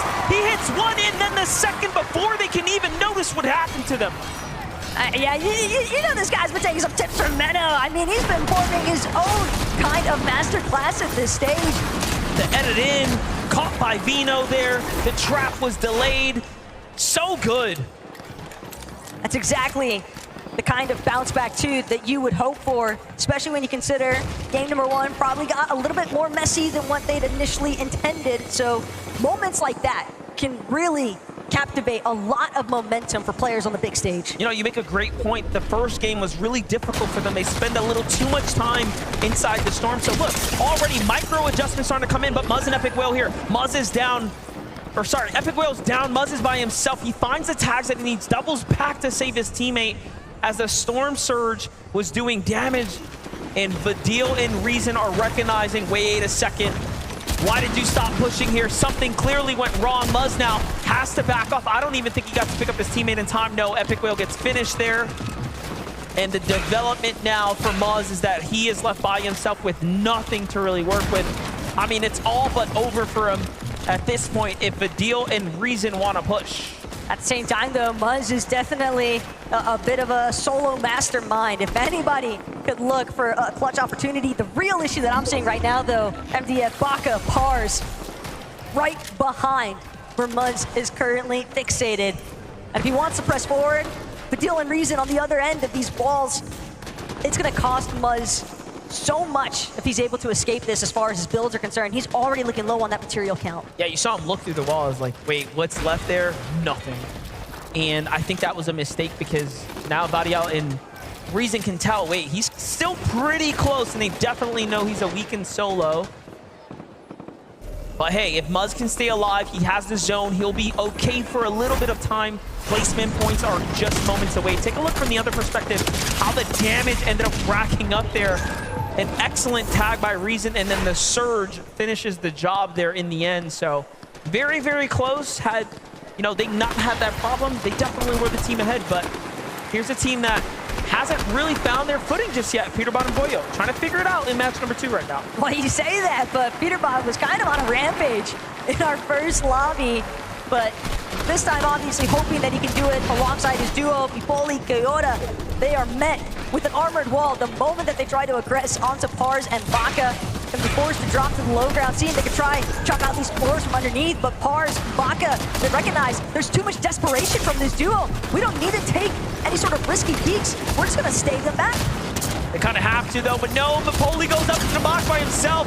Baka and Pars are some of the best to do it though, and they hit their tags. Literally granted a huge opportunity there to get comfortable and situated in this game now. Meanwhile, Clix and Vino on a huge rotate here across the map. Talk about a night and day position to be in. Eland, material, and much more to work with right now. Clix, though, has to buy some time, get a little healthy here. Starting to run out of shields to work with, though, but still, they get time to regather themselves, to compose themselves for a moment. The most important part was looking at both of their material counts. That is a strong build count for them to work with, and they're gonna need every bit of it, because when you look at Titans like Thomas HT and Queasy up on the high ground already, just trying to take advantageous shots, and any of these teams that are starting to trickle their way in, trying to see if they can suppress as many duos as possible to those mid and low ground layers. Well, here it is. It seems like they've been able to catch a little bit of extra information there. Now looking for teams nearby. Bryson Bolt's going to be one of the first to go ahead and be in the line of sights here. But the zone hasn't popped just yet. They know it's got to go north. They're working their way through this build here. The cover's been blown, and they back off. Happy with the few tags, but still, they need more eliminations. Surely more placement points if they want to jump up to top 5, as those teams are still in this game. Meanwhile, Queasy still ramping his way across the high ground, right?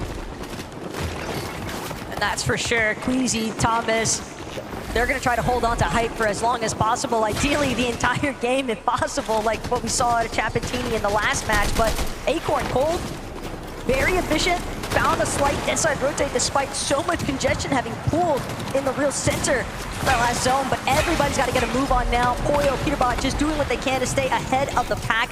That reveal medallion as well, going to help them pinpoint some of these solos that might be running through these pre-existing builds. Yeah, those extra layers right there. But look at this, Clix and Vino catching up with a tear there.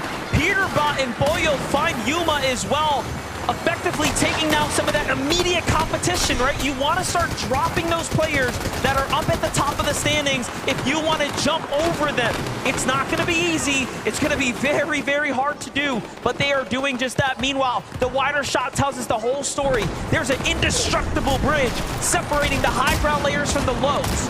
And Pico, Flixie, they didn't manage to find the victory royale the way that they would have hoped in match 1, and now staring down their own demise here. Flixie gonna get knocked. Vico not gonna have an opportunity either to recover this one.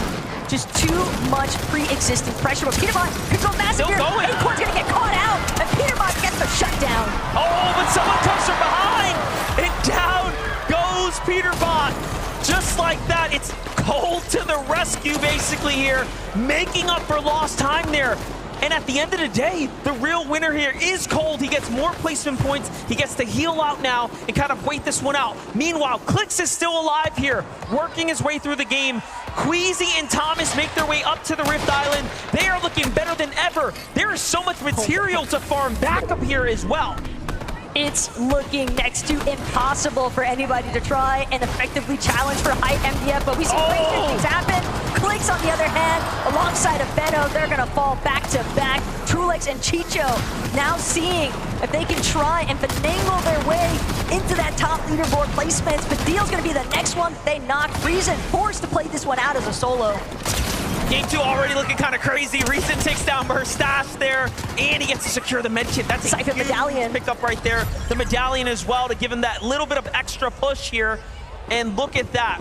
Of all the players that came into this game inside the top 5, Chicho and Trulix are one of the only ones standing here now. With 8 eliminations, they have ran their way up the standings and put themselves into this incredible conversation of a team to look out for right now. Rise and Agers, a great performance. Bugha and Rapid show up and get put down, and now it's a top 3, but it's just Pars and Baka down here. Queasy and Thomas have all the time in the world. Queasy and Thomas are sitting like kings right now at height, just watching all of this catastrophe unfold underneath. Chicho, Trulix, they know they've got to deal with this team on high ground. All you see is the armored walls stacked in the sky. Trulix gonna opt for the medkit play instead, hope that he can outlast Baka in the process. But again, at the end of the day, he's just staring down Queasy and Thomas on height. They're starting to look down here. They're starting to put some tags in. They see what's going on. It's just a matter of moments. 8 eliminations for Queasy and Thomas. They look up, who's trying to land on us? And of course, it's the one and only coming out the storm, Baka there, who just went with a desperate play. Meanwhile, Trulix down low. If he starts to focus in here, he falls so fast. And Baka has high ground now. This is a little scary, but the tag is so good for Queasy. And the incredible part about it still, MDF, Queasy already had the record for most victory royales in FNCS finals, but he extends that from 25 to now 26 with this last victory royale. Incredible stuff. I want to hear more for what Ada has to say. That's right, yeah. Would you please give it up forward for Thomas HD and Queasy? Hop up for me, fellas. Everyone wants to see those faces. Let me see those faces. You know, 8 eliminations, a great start to proceedings there. Queasy, I mean, what is it like playing with someone like Thomas? He's got the eye of the tiger. He sees things that no one else sees. I don't have to worry about Surge. I literally did like 200 damage that game, and we were 600 above or something, so it's pretty easy. I mean, Thomas, you've been there. You've got almost every single T-shirt for the FNCS Global Championships. That would be the icing on the cake. Game 2, it's now yours. What have you felt out there so far? What do you feel in the lobby and players around you that are kind of causing you a bit of concern? I mean, it's like really nice to play on the stage again. Like, we only have like 2 lands a year, so yeah. I'm just happy we won a game, like, and we can prove ourselves finally. I'm seeing as well, Queasy. I mean, there's a lot of fans out here. Hey, you got cheering you guys' names all the time.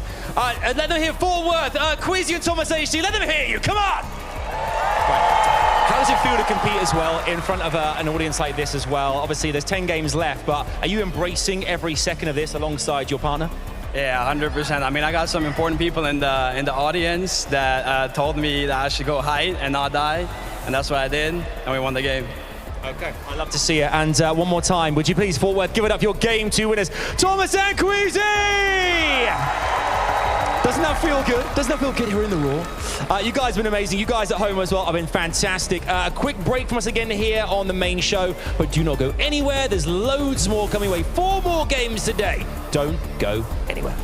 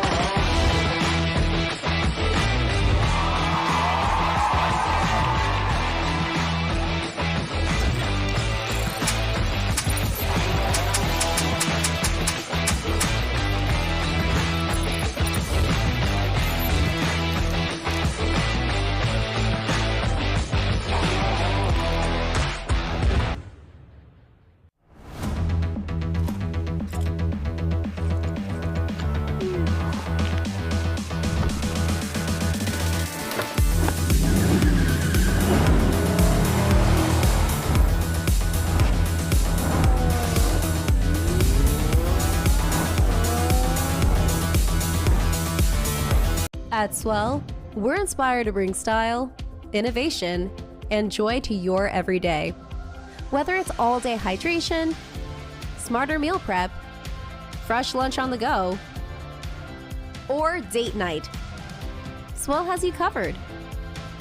All of our styles are designed to keep the things you love colder or hotter for longer. Elevate your everyday moments with Swell.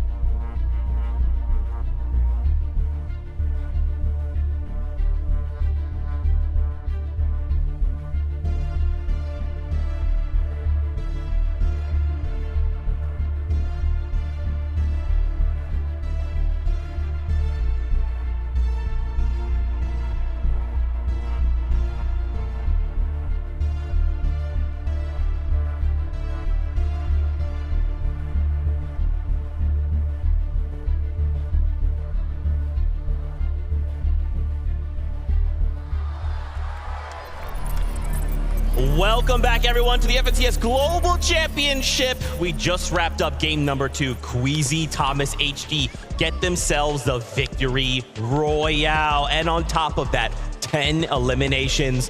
They are looking for that Global Championship title. We interviewed them. You saw the confidence. They're here to play.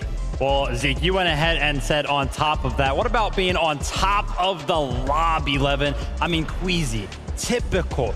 Finding himself up on the high ground. But the most impressive thing for me that game is, it's been very, very hard throughout the entirety of the year to play these metas from 8th zone, maintain the high ground throughout the entirety of the end game, but they did it. I mean, look, you say typical, but if you've been watching the EU this year, it's not been typical of Queasy, right? This year, we've had to suffer and watch Queasy do this whole... We're willing to see him up on high. I think everybody expected to see them sort of be playing on all sorts of layers today, but seeing them up there, right, they looked comfortable. They looked like they're in their element. All throughout this game, Thomas HD, another level when it came to shots he was able to hit, and you saw them just wiping out people below in this game. A top game from Queasy and Thomas. Just wild to consider, right? Like the fact that they took height around like 8th zone and they just held it, and no one thinks about contesting them. They head on over to Rift Island flying above. They're like, hey, we don't even have to build. And if anything happens, we've got launch pads out if something were to go crazy. Them getting this victory royale is very, very scary, right? Because now they're kind of setting a precedent. You give us high ground, you give us a victory royale. Starting to see the effect, right, of some of the other teams be impacted earlier on in the game, right? Like, we haven't really seen a Peterbot and Pollo alive in either one of these first 2 games yet, right? We know Clix and Veno also struggling throughout that early game, not really able to find their footing either, which are typical names that we might see go up there or apply pressure. But right now, I mean, when they find themselves up there, if there's no pressure being applied, it might be a little too easy for them. I mean, I think the great thing for Queasy and Thomas here is that, of course, a lot of people saw that they were going to be landing towards that southeast, and they wondered, landing at that base, are they really going to be able to cook, especially with far zones, right? This zone pulled all the way across the map, and we saw that they were able to play out of that spot with relative ease, causing problems in the mid-game, really nice surge-based positioning as well. They clearly have a game plan locked in here that seems to be working, Zeke. Absolutely, and we actually have a listen-in from that moment on height. So let's take a look at this. Spring. You don't have a dash? Yeah, I have one. Okay. 1 or 2. I can't 74. Goes far. I'm single layering. We're gonna have to dash and fight though. Top 3. 2 duos. Maybe we fizz and drop down right now. We fizz and drop down right now for sure. I have armored still. Bring that up. Yeah. I'm dropping late, okay? Yeah. Down late. I have no ammo. Can we drop the low ground or what? Yeah, okay. Well, we can... Fizz. Okay. Yeah. Fight this guy, yeah. Look up, Kill last up. one, yeah. Get high, don't die! Get high, don't die! Come on, man. It's too easy. Bro. It's too easy. You heard it. Get hyped, don't die. That's all their concerns. Just two things. We got to do this game. And man, just to see and like get to hear those comms is really special because we kind of get a little sneak peek into how they're choosing to operate. So calm, right? Very little comms. They're not like, hey, we're top 2. Don't freak out, don't panic. It's just like, hey, here's the information. Top 2, let's drop, let's do this. I mean, it was a great example of just the dynamics of that team, right? Queasy with very clear communication, that strong leadership. That's why he's considered one of the best IGLs this game's ever seen. But still having the trust in Thomas. When Thomas made a call and said, I want to do this, let's do this, following that and sticking to that, committing to that, great teamwork. Resource management, planning out the rest of the game before it even happens. But that little thing that I saw at the end there, you saw Thomas, he was editing out the floor. So that way the tarps above them actually would fall, right? They would break away. So that way Baka had nothing to kind of land on that was actually inside of the zone. Took away every single advantage possible from the competitors. Those little things, right? Those little nuanced decision makings, so incredible. We saw there in the first place. Trulix and Chicho in first place by a massive margin there. And to think in this, they picked up 8 eliminations, right? So remember, we don't always need the victory royale. That helps, but if we're placing top 3 with 8 elims, y'all better look out. Listen, me and Levin, we were sitting down in the practice area yesterday. Shout out to Reed, was having a little bit of a conversation, and he was like, Trulix and Chicho, they're just so annoying. They just build ramps up, they get all of the storm surge in the world. It's just so random, and to see them make it into the end game is really no surprise when you kind of take that sort of strategy into account. I think the big surprise here for anyone that's familiar with Trulix and Chicho is they're not the type of team you want to see or expect to see having 9 eliminations, right? There's a low elimination players, they play out their mats really well, they play out their med kits like we saw them do there, right? Had the 3 med kits. Once they ran out of the mats in the end game, you play your med kits, clutch up some extra placement points. But if they're going to be able to do that, Zeke, popping off and getting high elimination games, we could see them repeat the success they had last year at the Global Championships. That is so crazy. And a final thing here to call out, Peterbot once again in a situation he's left as a solo. This game, though, was a little bit different from them. They were kind of in shambles there, which is a little bit uncharacteristic. Yeah, I think still kind of finding the necessary amount of surge, I think, towards the later part of the game, right? I know we tuned in with them towards the earlier zones, like 3rd and 4th, and their storm surge seemed very, very fine. But as you can see right there, a little bit of struggles led to some material deficiency right there, and just the fight going for that. Pollo goes down, and yeah, again, Peterbot kind of left as a solo, but we've kind of seen those performances throughout the year with Peterbot, and these are the type of games that Peterbot pulls out the enough points to kind of hang on for the duo. Exactly. The worst it gets.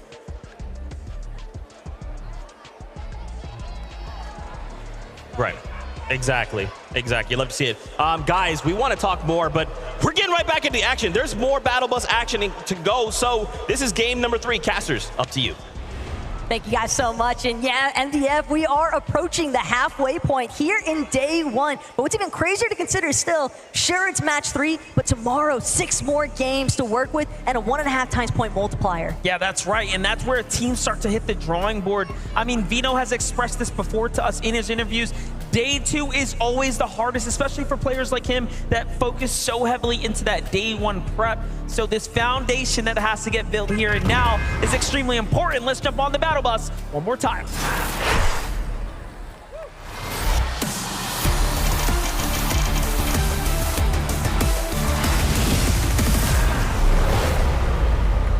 And just like that, match number 3 is upon us. The Battle Bus is departing one more time here today. And I think also, MDF, one thing we're really going to get a chance to see is how the micro adjustments continue to unfold. Because at this stage, you really want to make sure you're setting yourself up for the best recipe for success heading into day 2.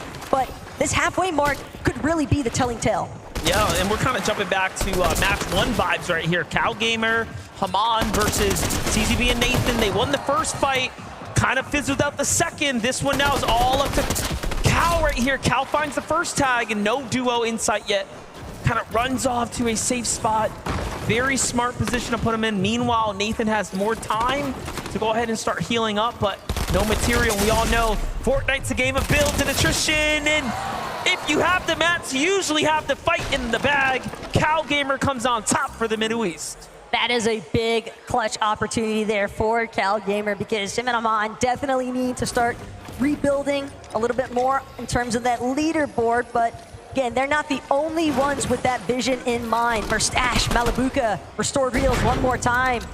Oshi, Worthy, and Alex. I love seeing them lurk in the horizon, but the way that they've chosen to split that POI is pretty interesting. I want to see more Worthy perspective in Alex there, but we have to see what's happening here between Oshi and Middle East here. This is a really big fight for FKS and Adapter, whom are winning at the moment. Tinka goes down, Daneth is down as well, and FKS and Adapter collapse from both angles so perfectly. Look at it from Adapter's perspective, just catches him in the nest there, in the danger web, and it is over before they can even put down a build. Have to love that supportive fire coming in as well. Perfect timing. Phaser and King, though, slight world of hurt here. Phaser trying to do what he can, but at the same time, we'll have to just check back in with him, see how he manages as a solo for the time being, because we've got action heating up here at Restored Real. So many medkits getting tossed out, but Merstash and Malabuka manage to take this one over yet again. 2 eliminations in the bag, plenty of heals to work with as well, so they'll be able to recuperate nicely. Take a look from Merstash's perspective there. He lands a great tag onto Worthy so fast. Then Malabuka finishes off Alex, who's a little weak there. Almost finishes Malabuka even with the HP disadvantage, proving that he definitely had the better shot, but just gonna come up short there. Meanwhile, Threats and Trashy have gone up against Peterbot and Boy, and you can see the results of that. Not very good for Trashy at the moment, but Man City Threats, if it's one thing that we know, is that he's a veteran of North America. He's gonna stick around and try to put down some numbers here. Know a lot of players, definitely big fans of that thermal scope as well, but it's gonna take more than 1 or 2 nice shots for Threats to work his way out of this position. Keep in mind, he's still possibly gonna get sandwiched here if he's not careful. Peterbot Pollo still close enough that they could continue to play spoiler there for Threats. The Yapko and Swizzy also on the wraparound here. They're gonna choose to just try and work their way through Charon's Crossing. Not really interested in sticking around. Garrison Shari, center zone right now, chasing down Phaser. Phaser gets inside the tunnel. We've seen some very fun plays go down here, but this dynamic not too exciting. And I mean, it's just simple math, right? There's only so many places you could be. Kiros takes down Shari. They already took down King, and that's going to be quick wraps for that duo. Meanwhile, on the other side, Queasy and Thomas HD right now, very much situated, coming off of the victory royale. No one, just like no one in sight either, right? Very, very comfortable as far as the spacing is concerned right now. And we already heard what the comm sounded like for Queasy and Thomas and what their intention is as far as the matches here today. Just get height, don't get eliminated. It's as simple as that, or at least it sounds like it on paper, but taking height in the first place is the real challenge. It's so easy, right? Just do it, basically, is what Queasy's trying to say here. Keep the mentality locked in, and they do just that. And honestly, I think the more important insight, how much he depends and relies on Thomas HD, knowing that, hey, Surge, we got it covered. I have one of the best duelists, right? Like in the game right here, in the world. Thomas HD, no stranger to hitting those shots when they matter. Meanwhile, Flixie and Vico, they have to make up for that shortcoming in game number 2, falling in the mid game. Yeah, and it's all gonna pop off here yet again by the Forecast Tower.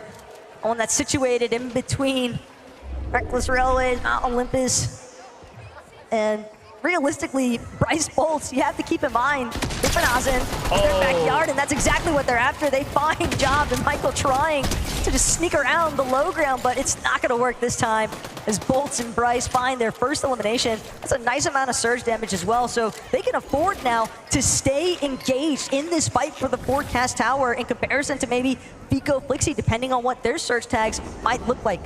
Yeah, and you know, Job and Michael had that strategy. They were to come in with this surprise contest, and it just seems like things are a little difficult for them. But Swizzy and Japko, right, talking about coming over insurmountable difficulties just to make it this far. Swizzy finding his footing here. He's gonna take down Ping and Walks. Just one of the 2 for now, but still, elimination starting to fall their way. These are critical points now for the tournament standings. On the other side, Clix and Vino make it out of the drop. And now they're on their way to the north side of the zone here. Still cold, so dangerous on the outskirts here. Cold making sure to just use the natural terrain, keep himself as concealed as possible. But again, Clix and Veno are more than aware of just how much attention the forecast tower is bound to draw towards them and their initial rotates. But it seems as if Veno and Clix were a little bit more fixated on trying to deal with Shari, Giras, but now having to look back because of the tags that came into play from Fold and Acorn, and Sherry probably a little bit happy about having some of that pressure alleviated temporarily. I saw Vino saying, wait, is that a solo rotating back here? So he's a little bit more keen now to rotate towards that duo. Nice find on the Cactus here. This map awareness from Clix and Vino, given that this is their natural terrain, is flexing right now. But Giras and Shari, they let up the pedal a little bit, and all of a sudden now they're perched up above them. Flixie and Vico here do not want to give this one up here, though. They have chased Michael into the storm, who Michael just wants to save his teammate Job, but no, he's pushed the wrong way. First through Bryson Bolts, now through Vico and Flixian. Just like that, it's over. One of the beauties of LAN, I wish you guys could have witnessed it. Vico's mom getting a chance to see him in action, just shouting the moment that they find those eliminations. Love to see that kind of cheer forward. As Reet and Ritual, they're going to depend on each other here, trying to power through the likes of Toyota and Mipoli, but Ritual, he's lost his shields entirely, has more than enough to recover though, but what he needs is for Reet to continue to buy him time. So much pressure. Both Mipoli and Toyota choosing to take the same angle, at least for right now, but that could provide the wiggle room opportunity here for Reet and Ritual to get a wraparound effect. We get to lock in right now. Asia has had quite the appearance so far. As I'm looking at the standings on the side, but things are starting to get updated here. I'm seeing teams fall, players and teams get eliminated as things continue to develop here. And talking about Asian teams in the distance, you have Zagu up close, you have Bobby getting closer and closer. So it's almost like Reet and Ritual are just getting surrounded by this entire region here. And it's not just Asia either. If I'm not mistaken, it looked like Bugha and Aviv are also kind of moseying their way over towards this action taking place by the weapon bunker, but Reet shredding through Mipoli's shield. Not enough to crack him just yet, but still forcing him back. It's clear that Reet and Ritual just want box control, take over the space overlying that bunker so they can make sure that they defend it with their own builds. Well, Toyota and Mipoli trying to situate themselves for the first stab at the bunker. Bobby and Larpex trying to do the same there as they lurk nearby. On the other side, though, high ground here for Center Zone, looking for any teams off in the distance. Chicho and Trulix, the surprise pop-up in that end game last round, really showing up for themselves there. Team Falcon and Valiant. If he hits proud of that one. If he hits someone from right there, man. Ooh. Okay, Chicho, we understand. The Monarch pistol, clearly one of your preferences for a reason, but still, I don't expect Chicho and Trulix to leave this position anytime soon. This is their bread and butter. Surge base up, take control of teams that are going to be forcibly rotating from those outskirt positions on their drops, and just funnel, control the way that they're actually moving on the map. Oh, look at this. Unfortunately, second place Rise and Yuma now down and out. Once again, opening things up for a second there, but so far, that Asian team has put up quite the performance, right? Representing for their region. That's really the best part about this. We play all year to get the best players from every region globally together in one space to compete against each other. What a flagship event here, but on the other side, Vico and Flixie continuing the story here. They have the bunker now. Probably rather content as well, knowing that they could take their time, but there is another team starting to approach their position, but it might just be a duo that's gliding overhead. Doesn't seem like they're gonna bother stopping or recognizing the fact even that there's a duo still lingering inside of this weapons bunker. Chapentini, on the other hand, dealing with the likes of Baka and Pars. outskirts of restored reels, and this could be a rather dangerous position because keep in mind, Trulex, Chicho, they've got a surge base nearby as well. They could look for prime third-party opportunities, get some good tags in here. Chapentini now on the run here from Baka and Pars. Smart disengage given that low ground terrain is going to be a lot more difficult to play from. Baka and Pars, honestly not in such a strong position themselves. 28 builds is nothing for a player like Baka, especially in this type of lobby.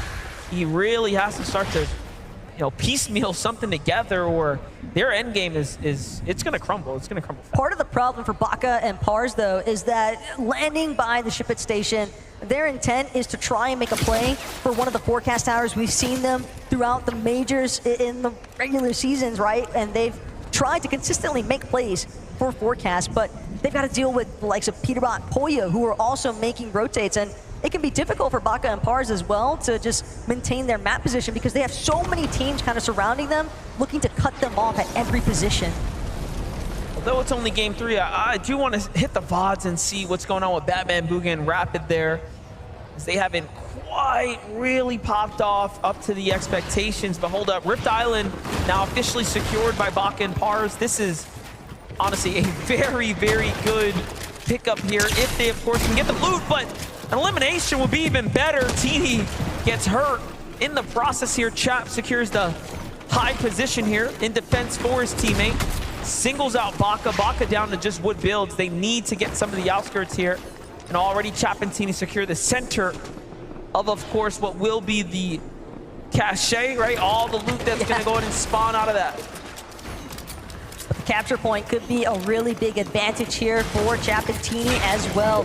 Baka Pars recognize more than anything else, they need to try and rebuild their material count. Granted, Rift Island can definitely provide, at the very least, ample amounts of bricks, but that's only if they're not disturbed in the process. And it seemed as if there are a couple more duos trying to make their way towards top of the Rift Island. Venom Clicks also still hanging out inside of the Storm. Comes as no surprise, though, really, when you consider the fact they like to stick in the Storm a little bit longer than some of these other teams. They're usually pretty consistent about getting those surge tag damages, but they can also be very dependent on the vending machine to accrue the heals to make sure that they can afford this time inside Storm. Vending machine makes a massive difference. Bunkers make a massive difference as well as far as having the heals to string together a strategy like this. Cammy and Seti clearly have a stronghold on their area. They're playing deep into the Storm, and this is, again, a team that is no stranger to staying in the Storm on these invitationals, on these LAN events, right? Like, we've seen it happen every single time. They almost welcome the Storm, right? To stay away from the other opponents there. Cammy and Seti, they were probably cheesing the moment that they found out the hover jets wouldn't be an option for players, because everyone knows, historically speaking, they perform incredibly well, if not possibly even best, during these no mobility or low mobility metas. So it comes as no surprise, really. They were able to find their surge damage, a little bit to work with at least, Deadside rotations, but Malabuka Mustache, jam-packed action potentially here at Restored Reels. Find some decent shots, but more important aspect still is that Casper and Prism are under some heavy pressure. Those Storm Surge tags trickling in now might cost them all their splashes. 82 below. Pressure starting to rise here. Giannis gets pushed in, drops down to low ground. Just letting the Storm Surge kind of do its thing here for now. But Casper doesn't stop. He eggs on solo here into the wall of Pixie and Giannis. We've seen what happened to duos before. It normally doesn't end well. Malabuka and Mustache also lurking nearby, hearing what's happening here.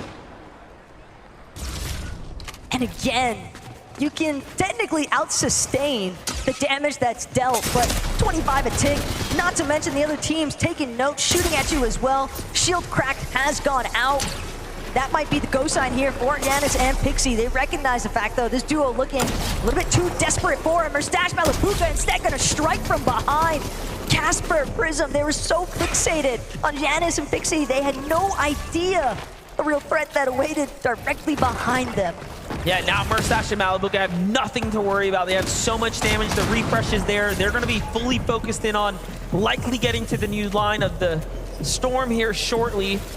And they saw, like, you know, this team was fighting another team, so clearly they're very much aware. But wait a second, Pixie knocks on the wrong door. This is a full duo. Little did he know, he was likely thinking this was what was left of the other team that was just there. And Johannes falls for being out of position now. Murstache and Malibuca really racking up the eliminations this game. Devious work there by Murstache and Malibuca, though. The way that they were able to separate Janus and Pixie in that moment. Keep in mind, Pixie definitely still trying to do what he can, but yeah, that is just some very tactical play coming out of Malibuca and Murstache.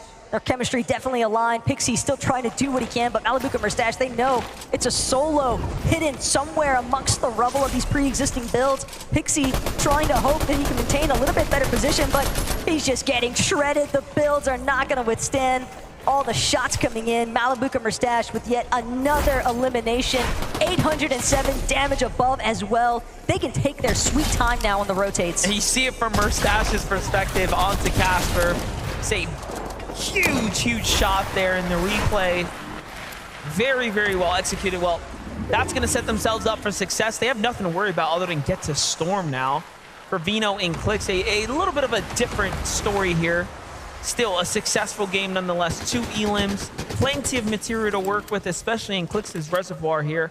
However, the damage will start to become a problem soon. But talk about problems here. Kanata's got a big one. He's got XZ Trashy on the other side of the wall. And no teammate, Cooper, who is the returning champion from last year, paired up with Kanata right now, is now found himself watching Kanata having to root from the sidelines. Yeah, I mean, the Ship It station has just been fully skeletonized at this point. All the walls practically torn down. Other player builds replacing them, but Kanata has done a decent job, at least at forcing Trashy back. And in fact, Trashy so low, Kanata not going to be able to get the outright elimination just yet, but he's hunting it down. Trashy just hoping that he can buy himself a little bit more time, and Kanata's got to be careful because Queasy and Thomas, they're also nearby. We already know Queasy and Thomas have the confidence coming off that last game. Big rotate coming out on the other side, though. It's Agers and Rise who are on the move right now. Rise is going to be the first to fall in this exchange here to the hands of Bolt. It seems Bolt and Bryce to get the elimination credit here. And Bolt and Bryce are holding on just barely. And Bryce willing to stay in the Storm. He needs these materials, trying to pick up what he can here to go in and get himself a foundation to work with. And this is a congested side of the Storm. Look at how many teams, how many players are sitting around this general area. This is a lot of our Northeast-based teams as well.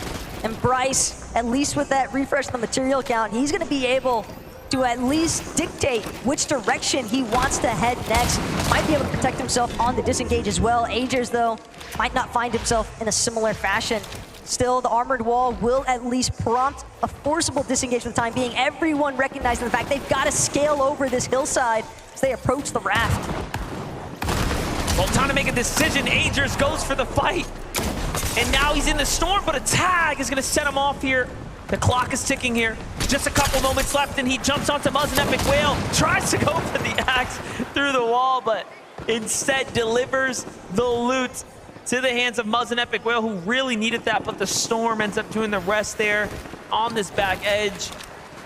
And it's just one problem after another now since match 1 for Epic Whale and Muzz here.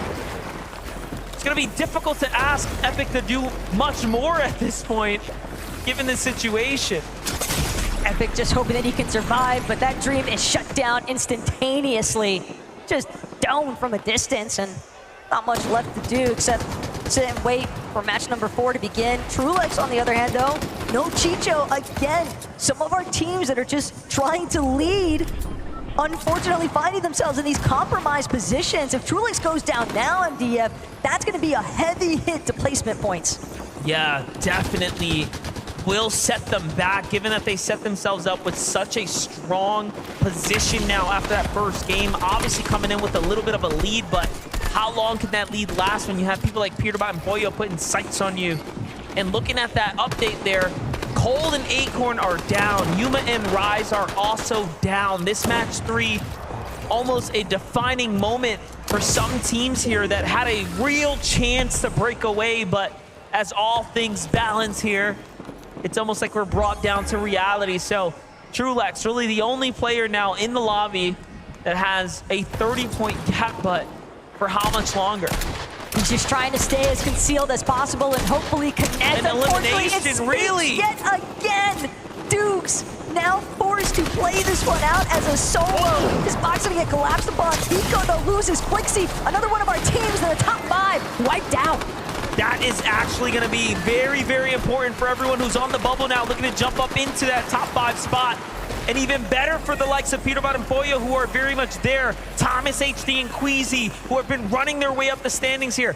Look at this late rotate, allowing them to have this much visual. Not even needing to build walls on the side is a sign of confidence on its own.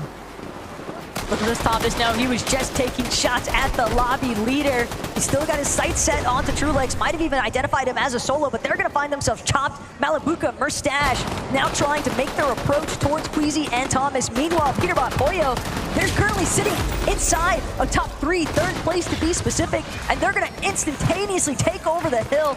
Prime position, also catching shots, tags, connecting onto Queasy, but the hill height is the real W here. Well, I hate to call it early, but it is not looking good for the lobby if you're rooting against Peterbot and Pollo right now, as they have got themselves the natural elevation, the material count, and the base already set up.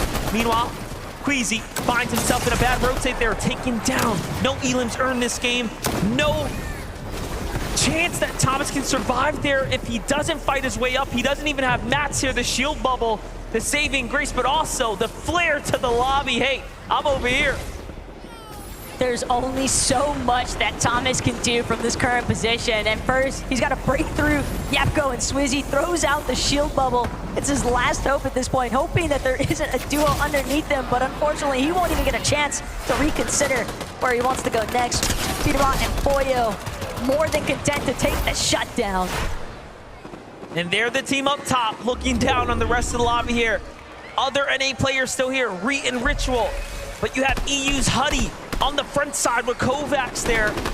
Peterbot looking down, putting tags onto the roofs of these builds. Huddy and Kovacs have 7 eliminations, but very little material now. It's gonna get super scrappy down here. They're in that conversation of top 5 here, though, as they've managed to nearly fight their way into a top position now.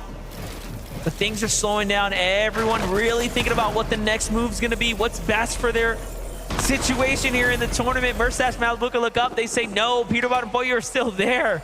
Huddy and Kovacs, they're actually gonna opt to play from inside Storm. Now they're gonna make their move, but they're so late on this rotate. Peterbot and Pollo are bound to catch wind of this. Immediately, the shots rain in. Kovacs trying to scurry around, but he won't escape. There's too much pressure. Peterbot too accurate as well. Another duo life getting flamed here in the mix. Merstash, Malabuka now caught wind of Reet. Unfortunately, front side of zone is not going to be controlled by Reet and Ritual much longer. Malabuka, Merstash here to play. Yeah, and they did all that for a top 5, right? Look at how slow things have gone here because everyone wants placement points, but the problem is now you're giving Peterbot and Pollo so much more time to decide about how they basically want to win this game here. Ritual still trying to work his way through. He's crouching, he's breaking the builds, but Peterbot and Pollo MDF, I hate to call it early, but they are looking primed to take over here in match 3. Unless Merstash and Malabuka have something to say about it, currently contesting Yapko and Swizzy. This could be a massive refresh for builds. Swizzy and Yapko, 8 elims. What a monstrous game for them here. Top 3, breaking his way through the builds here. He still has a lot of gas in the tank here to work with, but Malabuka and Merstash put up such a strong defense there.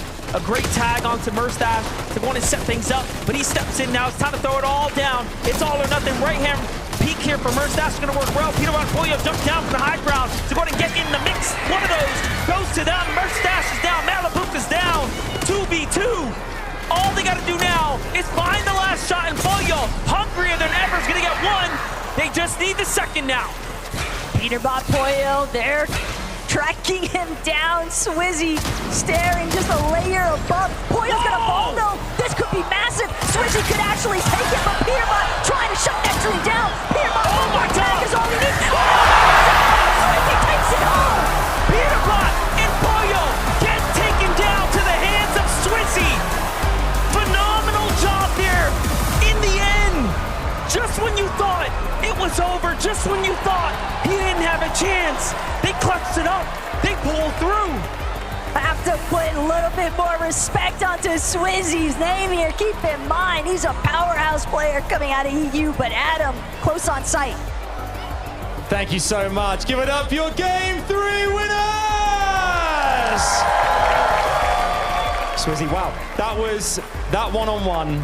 Peterbot there, right at the very end. You managed to start that out perfectly, but walk us through the final stages, how that all went down. I don't know, like, it was actually not as hard. Not as hard, not as hard. Peterbot and Pure have been very strong throughout the competition so far, but Yapka, you guys are looking very good too. Walk us through the first 3 games of this competition. How has it felt for you two as a duo? Is everything panning out as you expected? Yeah, we just adapted very good, I think, and we're just playing our game. I think it's pretty good. I'm pretty confident we can play good. Obviously, we've got a bit of a halftime break now. What do you guys do behind the scenes? Do you kind of go over tactics, strategy? How do things go now? Or do you just rest and relax for a second? Yeah, we're just gonna take some break, like relax and think about the next 3 games. And I'm going to ask you as well, watching that at the end there, you watched Swizzy in that one-on-one. Are you feeding anything through on the comms then, or are you just keeping quiet and just letting him do his thing? I mean, I'm just calling behind him, you know? I'm just telling him everything. Because I was still alive, so I could see everything on my screen. Love to see that. One more time, give it up for Swizzy and Yapka, everyone! Thank you very much, guys. Now, obviously, you know that I've got a voice of an angel, okay? No one booked me for the halftime show. I can't believe it. I'm devastated. I don't hold grudges, but I actually blame Zeke. I could have done a repertoire of my Fortnite Festival classics, and I couldn't do it. Zeke, I blame you. It's over to you, buddy. That's okay, Adam. You can blame me. Most people do. My gosh, Swizzy here. You could tell in the moment that like Swizzy's in like almost like a state of shock. Like he was literally shaking. And it's because he 1v2s Peterbot and Poyo. How many people in that exact situation, you're literally just like, it's that's it. These are the guys that I don't want to be fighting. This is it, the final moments of the game. And he answers the 1v2. One of those games that you go ahead and you're like, yeah, this one's dope. We all thought. Peterbot and Poyo, yeah, they got it, right? Up on the higher ground, and then it comes down to the 1v2, and it's like, yeah, they got it. And yeah, I don't know, Swizzy just hitting incredible shots from the low ground. Peterbot just not having everything reloaded right there at the end. Makes all the difference. We are in the Swizzy era, man. I can't believe it's taken us so long to see this player on the big stage. And if this is what we've been missing out on, oh my goodness, I can't wait to see what we have in store. This guy has been performing at the highest level of Fortnite for about a year now, right? We saw towards the end of last year in Chapter 4 just how impressive he was when he won FNCS with Putrick. We wanted to see him at Globals. Unfortunately, we couldn't. Even this year, they qualified. They've been dominating EU. We couldn't see him with Vanya, and we thought, oh my goodness. I mean, cool, we get to see him, but it's not going to be the full power duo we thought we would. But Swizzy and Yapko have been looking good, man, and Swizzy in particular, shining as always. I just cannot believe that 10 eliminations onto that duo. And again, on the flip side, right, we still have to give props to Peterbot and Poyo. Yeah, right. They just absolutely dominated that game for so long. And those final few moments, right, when there's 3 duos remaining, you just wait. You're like, okay, when they start to fight at the bottom, we look to strike. Unfortunately, though, Swizzy was on the other side. Yeah, this was actually one of those games that Peterbot and Poyo pretty much secured second place, or it, could have been that victory royale way earlier than that. It was actually the 6th to 7th zone pool where everybody was actually northeast of Grimgate, but then the zone pulled southwest. It pulled all over that green river that gave everybody the dashes. But the difference there was that Peterbot and Poyo, they actually saved those dashes for 9th zone. Once they were able to rotate in the 9th zone, they used those dashes. They got ahead of Queasy and Thomas. They built up on the hill, and they had high ground for the rest of the game. Yeah, and like you said, from there you just expect it to be easy street. And for the most part, it was. Unfortunately, those final moments, we know just how tough they can be. But it's such a great sign for Peterbot and Poyo. We just talked the game before this about how, look, those games we saw earlier are probably some of the worst games we'll see them have, and yet they were still racking in big points. It only gets better from here. I want to, we got to take this to a listen in a few moments because that was just a crazy run from Peterbot and Pollo. Let's take a look. All right. We can get all left and get height. We can get all left and get height. Come. Come.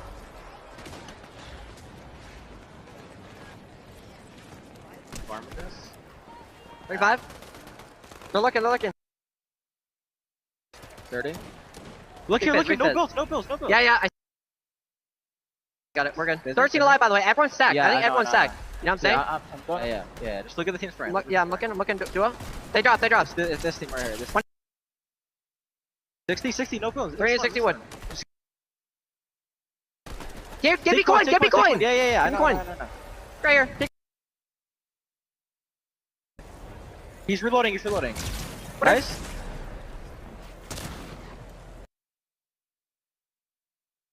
Always great to actually listen into the comms. 11, we were actually having a conversation about Peterbot's comms. You were listening to them over at EWC. Compared to there, what's the comparison? I mean, at times, right, in some of those games, you maybe was getting a bit quiet. I remember some of his teammates on the key, they were complaining, you got to talk a bit more to us, Peterbot.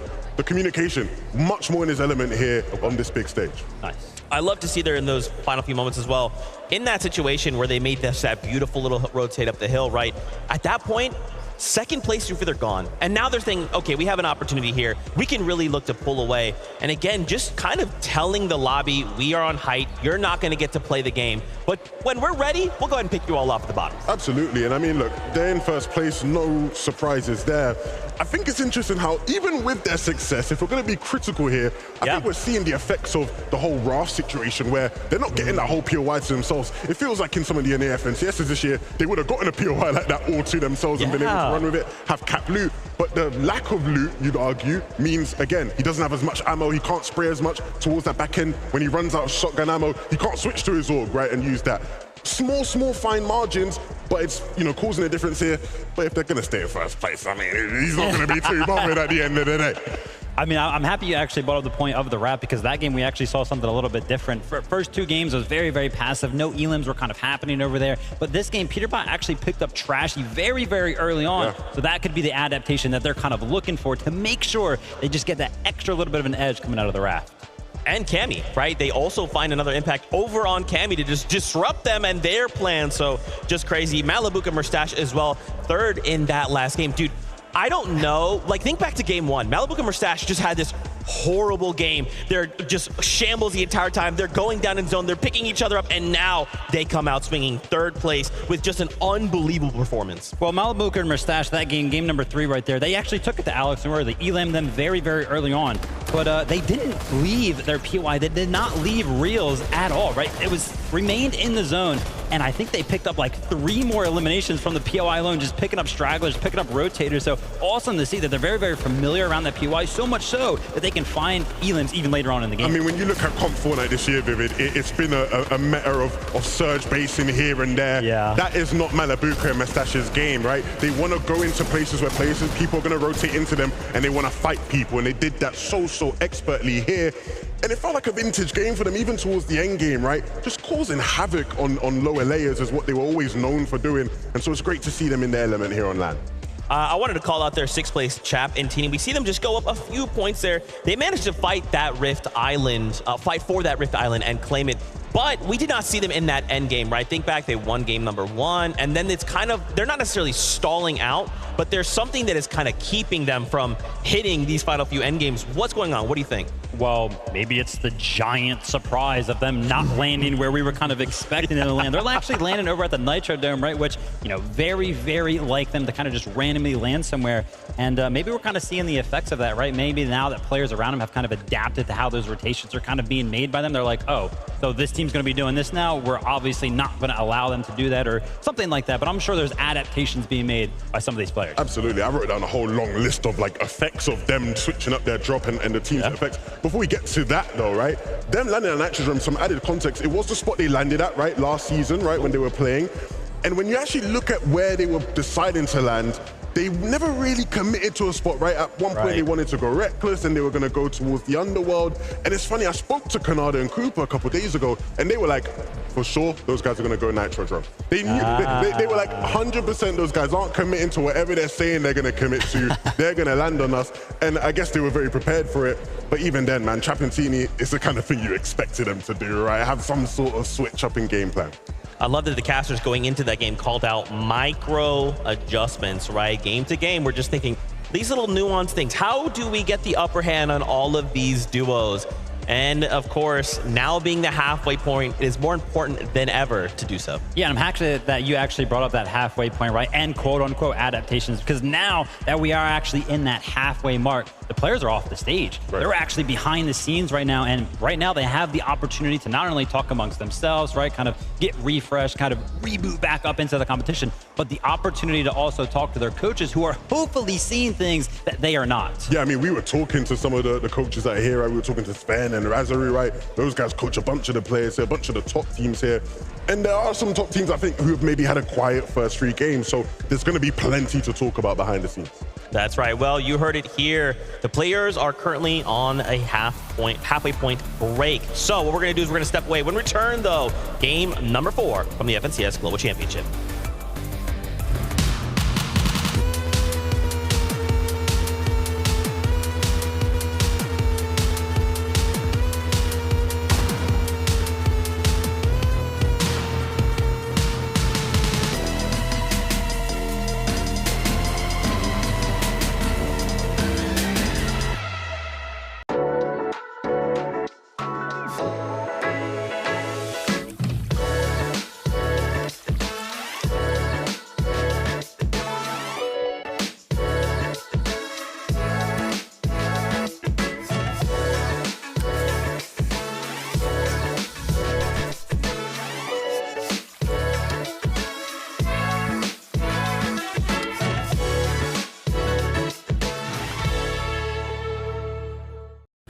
What's the order?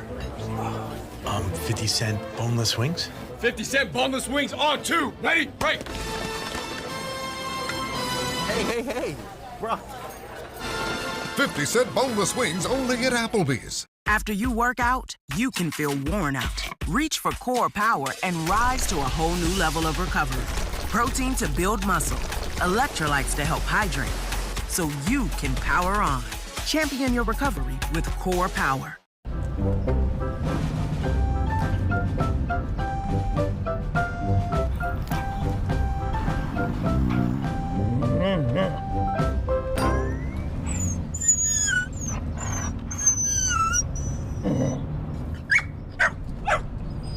A large touchscreen keeps everyone happy. The Subaru Crosstrek. Dog tested, dog approved.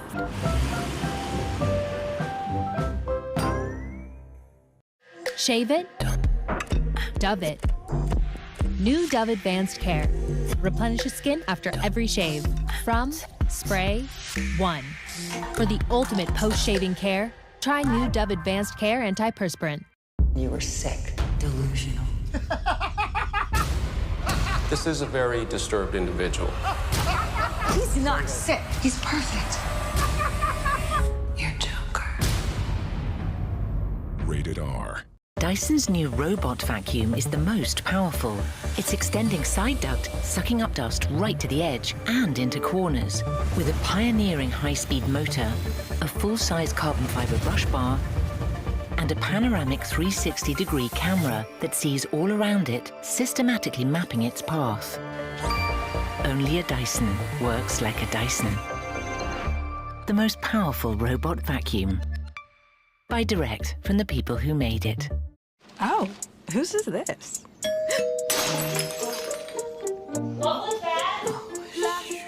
I wanted a house.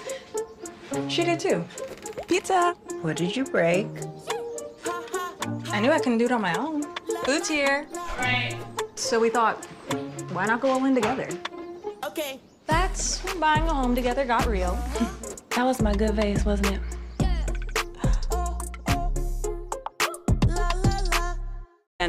Hey, listen, it's the Global Championship, so you better believe we're loving it. What's going on, Texas? It is so exciting, so electric, and I know that so many people here are excited for Game 4, but we do have a little bit of a break, Jacob. But when that break comes back, I'm ready for Game 4. What about you? Oh, I'm definitely ready for it. Even though there's like a little bit of a slow start and some hiccups, including that last way the game ended, Peterbot and Pollo, oh my God, this is a legacy in the making, and there's 9 more games throughout the weekend, and I couldn't be more stoked. But man, I thought that was going to be Peterbot and Pollo's game. Everything worked out so well from them on high ground, where we've seen them time and time again. But who was waiting for them on the low ground? Swizzy. Is that something you could have expected, that 1v1 going out that way? Honestly, yeah, I can't lie. I predicted that was going to happen. No, I'm just kidding, guys. But no, honestly, really it is the nerves, right? That's the biggest moment that Peterbot's had of the day. He came down, he tried to take the fight, and unfortunately it just didn't go his way. But that's how it happens sometimes. But even without the victory royale, Peterbot and Pollo are currently sitting in first place, and I think that's something a lot of us kind of expected today. Do you think they're going to keep this going? I 100% think they do. Consistency is key, and in a lot of their big wins throughout the course to get here, it's been their consistency, and Pollo, I think, has been a huge backbone for this roster that doesn't get enough credit, so just a big shout out to Pollo. Well, speaking giving credit, Swizzy, absolutely incredible. Not even playing with his main duo of Yapko and still taking the victory royale. What an incredible performance. Yeah, honestly, listen, you can't count out Swizzy. He is a phenomenal player playing with Yapko. Obviously, shout out Vaniac for not being here. But honestly, this duo is special. They still have a very, very good shot at taking that top spot. So just because Peterbot and Pollo are there now does not mean they've secured it. I'm telling you, there is still a lot of games to play.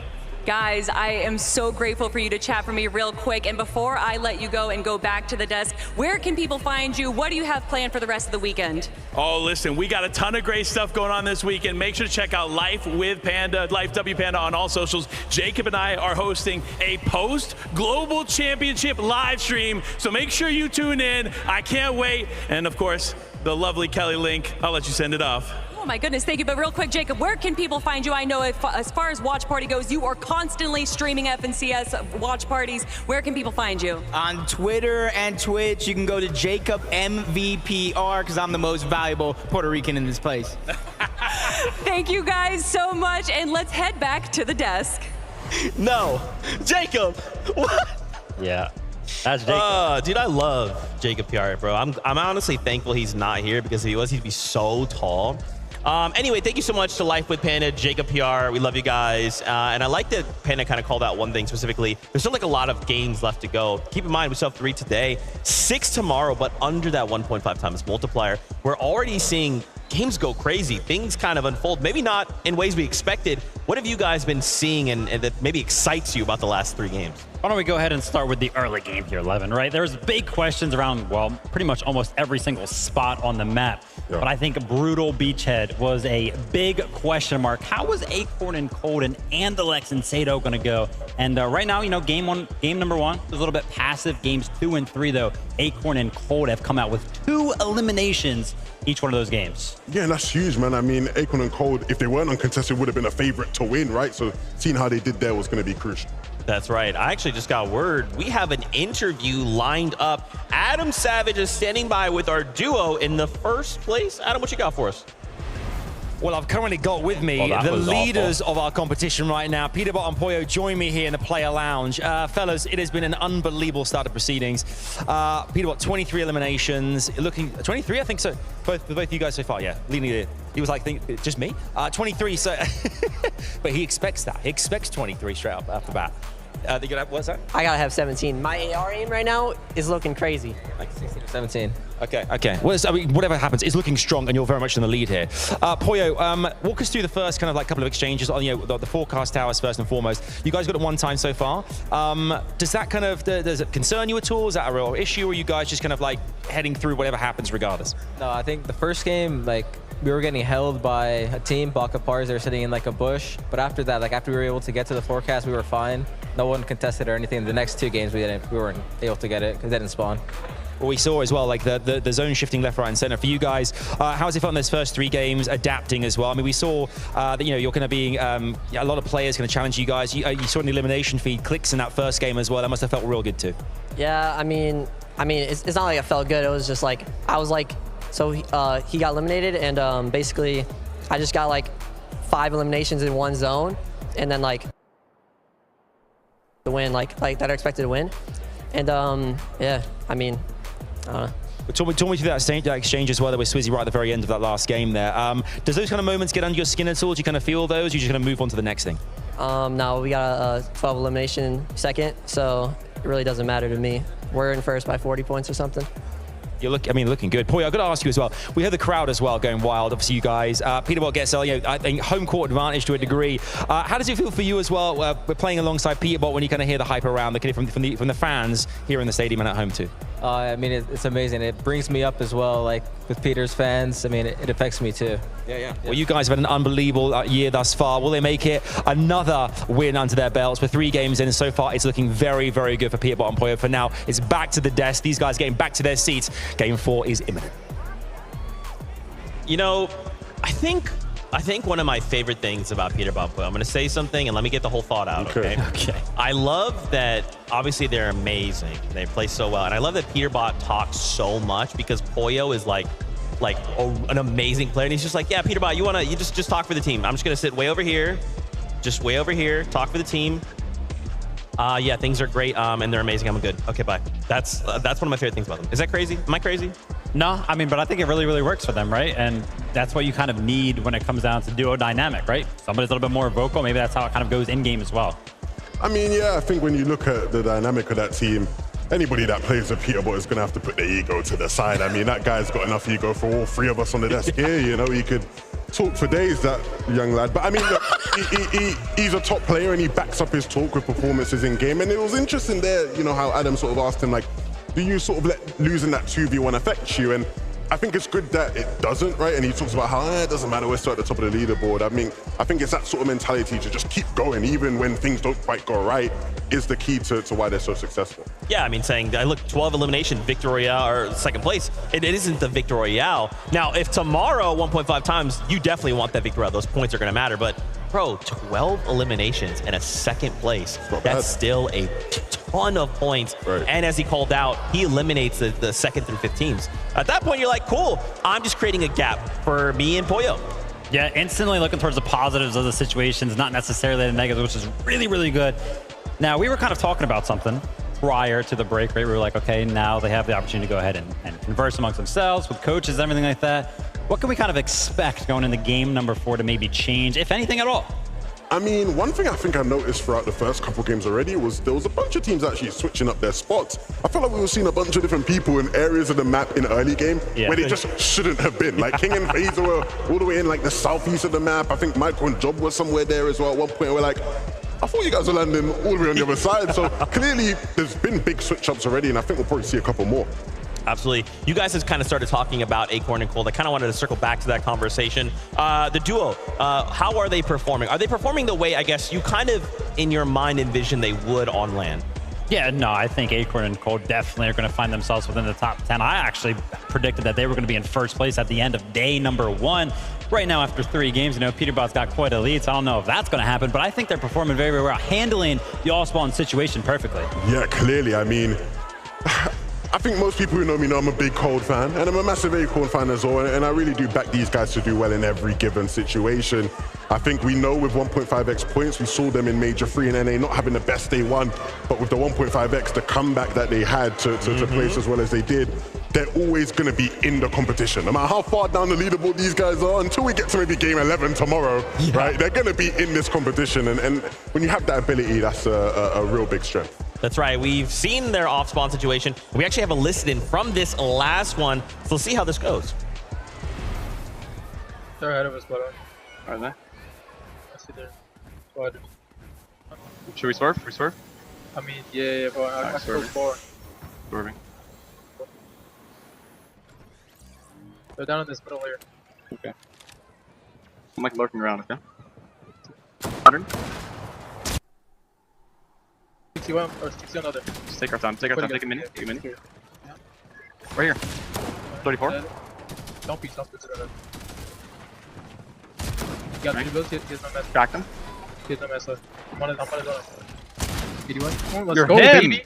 My God, let's go, bro. That's so much, bro. We're chilling. We're literally vibing. You are the best, bro. Good work. We love getting those listens, right? Really getting to hone in on how are these duos communicating? What are they kind of calling out? And I just love these like little sneaky tactics, right? Really utilizing those third angles to kind of just sit underneath that little stair and go, yeah, I'm lurking, come around the corner. You're like, oh, it's just one person. Just kidding. Acorn's right over here. I just get shotgunned, I'm down, you're on your own. Yeah, sounds like there was actually an adaptation happening there, right? Should we swerve? And actually, they went ahead and did it. So there was actually a different idea going into that game. But still, even though they had to go ahead and adapt, they still executed on whatever they have planned for when something goes wrong on the drop. And I mean, you saw the situation in terms of Luke. Cold had almost nothing, no shield, and Analex and Sato were all geared up, ready to go. Still won.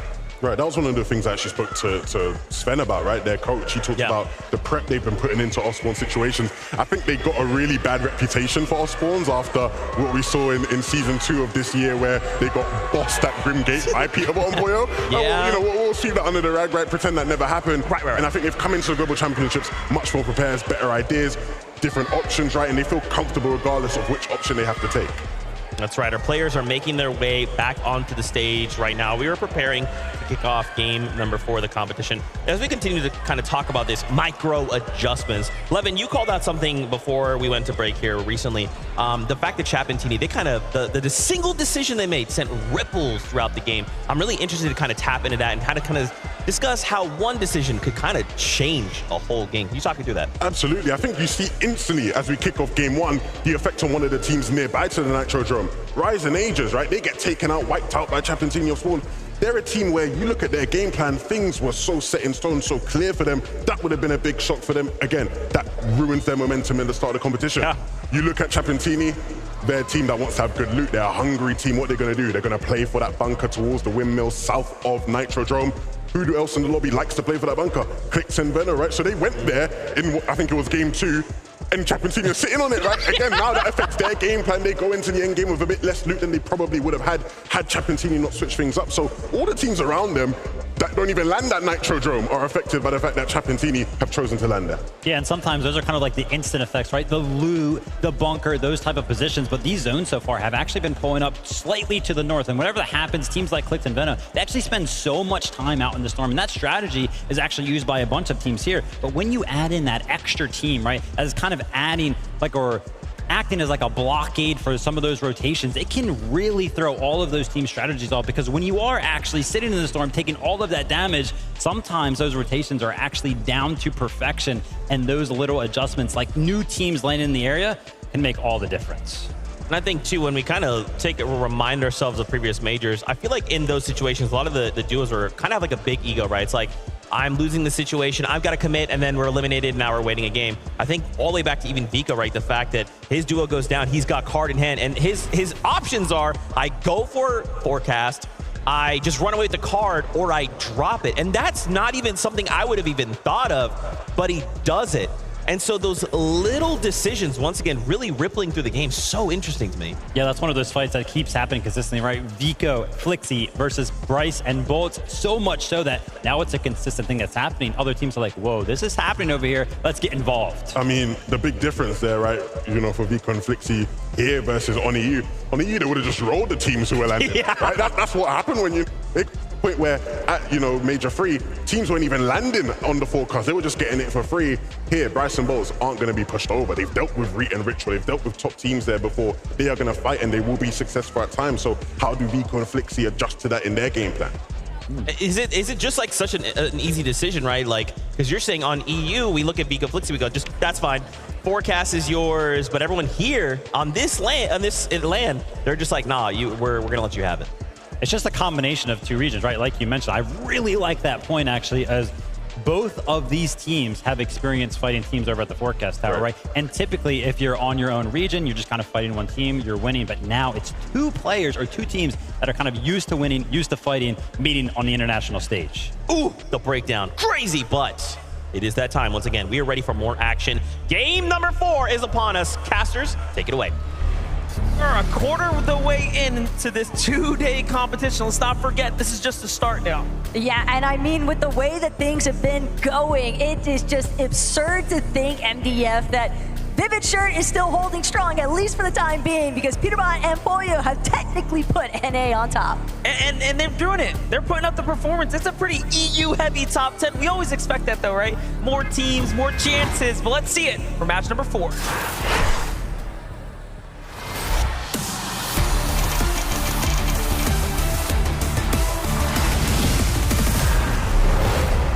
Game number 4. The pivotal moment, the critical moment in your tournament day for the first day of the FNCS Globals. And you might be asking, why is that? That's because after the last 3 games, after you get this halfway break, you get to reevaluate your situation, possibly talk with your coach, possibly look at something in the background, right? Try to figure out, what have I been doing wrong? How can I adjust? Possibly reconsidering whether or not you want to go for the 50-50 contest. And as far as Huddy is concerned, he's already out of the conversation. Sky and Scroll, though, a little bit beat up, but they might be able to still close this one out. Kovacs, though, understanding the dire situation, the consequences if he's not able to pull through. He's trying to do what he can to scramble, make sure that he keeps his duo with a realistic opportunity for the revive. And he's done just enough to push back Sky and Scroll, even for a moment. Now Kovacs and Huddy are in 4th place, but it's not looking good as they get taken out. The first team to fall now to Scroll in Sky. And it has to be a crushing loss there as Huddy and Scroll went head to head, and Huddy just didn't have a weapon. Just didn't find enough damage when he needed it most, but again, that's part of the nature of those direct 50-50 splits. You can test at Rebels Roost inside that building. You know where the port respawns are going to be at, but that doesn't necessarily mean you're going to pick up something worth going for in the first place. Malabuka, Merstash, on the other hand, Restored Reels. Saw that little flash by Merstash of the drop map. Love the printout, but Merstash, he's got his eyes set onto Alex's head right now, and that's going to be his first elimination here. Oceania, things are looking a little bit grim there at Restored Reels. Up against EU, not so much up against NA, as honestly Resigns and Damo have managed to really hold their own up against Clix and Vino, but you know, Clix and Vino have played very passively, if you will. I think they are recognizing this opportunity before them, and they don't want to just throw it all to the wind because they're being contested. They're willing to play a little bit smarter, and we actually love that because we've seen very different engagements go down when a team's contested. Sometimes they want to headbang right into one another and see what happens. So the results of this drop spot have actually worked out relatively favorable, even for Damo and Resigns there. Yeah, but at the same time, how much better still would it be if Clix and Veno had it all to themselves by Sandy Steps? Cold, Acorn on the other hand, we saw the differences during the halftime preview of Andalake Sato's success in comparison to Acorn and Cold's. And Cold, alongside Acorn, they are looking to keep the streak going strong here at Brutal Beachhead. Andalake and Sato, they need to come up massive if they don't want to end off with a huge point differential for day 2. Even with that 1.5 times point multiplier, it's still a big ways to climb. Yeah, I mean, we saw the stats. It's a pretty significant gap between Andalex's capabilities and Sato's versus what Acorn and Cold have managed to do in this game. And this is why you're seeing them push up with such confidence. However, we do know these are all players that are very much qualified to be here, quite literally and figuratively. So you cannot let your guard down. One mistake and it'll be the end of your game, that's for sure. Even now, Cold and Acorn say, hey, you know what? You have the high ground. You defended well. We're going to back off. Sato and Andalake are definitely hoping that they'll be able to turn things around here in match 4, but at the very least, they do know that they'll still have that opportunity for VOD review, maybe reconsider exactly what their plan of attack might be, but Flixie and Vico already making sure to tear apart everything that resides at the bottom. They know that they're gonna have to deal with some other teams soon, but they like their position of control right now. Gotta get that medal one way or another. For Thomas HD and Queasy, they do the same, scrapping every opportunity up here. And you know, Thomas HD and Queasy, we kind of talk about their draw spot being so desolate, right? There's no teams nearby. It really is such a significant difference, I would say, between, you know, how their tournament is going down here versus the likes of really any other team. Another team that had a similar position was Bugha and Aviv, but we haven't even been able to see what they can do. Because if we were to look north, they have a similar situation, really no one nearby, but what is it that's missing there, right?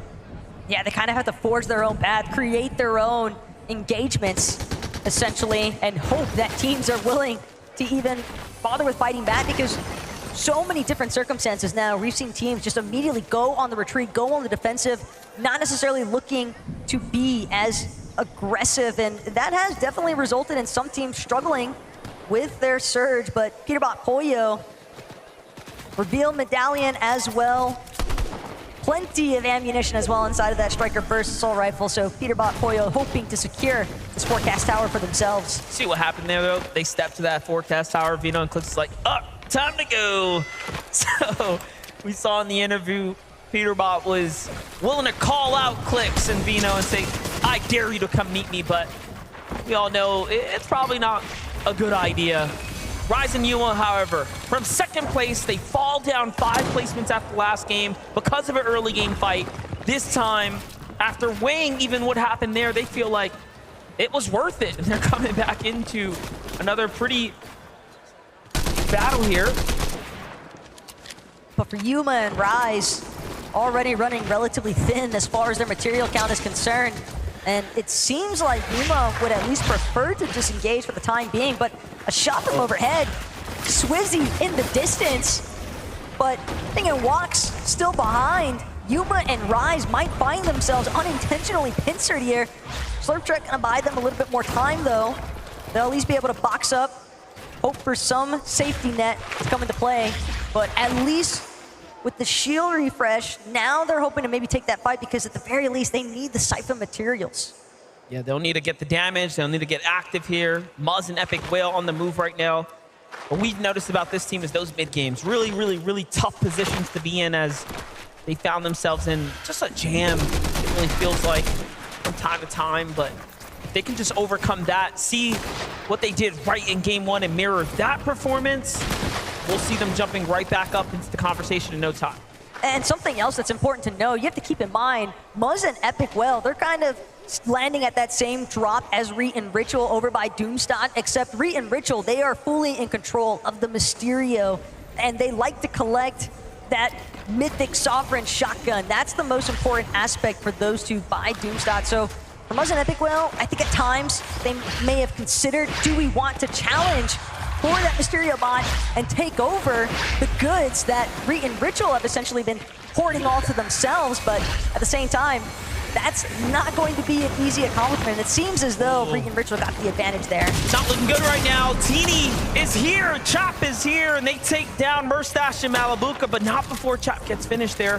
And it seems like there was another team. Is that Rise and Yuma that just stepped up out of nowhere? No, it's TT Rise and Cooper, the NA players. Agers and Rise obviously playing with one another. Cooper and Kanata, they're in the distance, side by side. It's gonna be a big moment though for Rise and Agers. They've been trying to claw their way up the leaderboard essentially, and the same could be said for Cooper and Kanata. And Restored Real is bound to draw a little bit more attention. Look at Teeny just trying to squeeze his way out of there, fully understanding he gets out. It is not worth sticking around at this point. Too much attention having been drawn. Take a look at this. The open edit Malabuka Murstache falls, so Teeny still earns a little something here. It's not for nothing, but losing his teammate in the process, we're not even sure if he gets the reboot card, so we'll see how that develops in the coming moments. But first, Reet and Ritual have a big task in front of them, and that's currently escaping the grips of Aegis, Yoda, and Mupoli, who's hunting them down right now, all in efforts to fight for the bunker. These bunker fights have been not going in the favor of Reet and Ritual. I think they're realizing, like, this is a little bit more difficult to do on the global stage than it is on just the NA region. Come qualifications and armored walls to secure the win here, forcing them into a bad camera angle. Reet has to think twice about doing that again.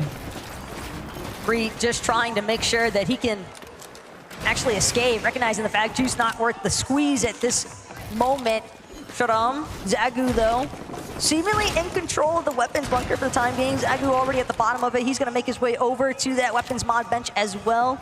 Make sure to prioritize exactly all the little goodies he would prefer, but Ritual, they've had an opportunity to recuperate, feeling healthier.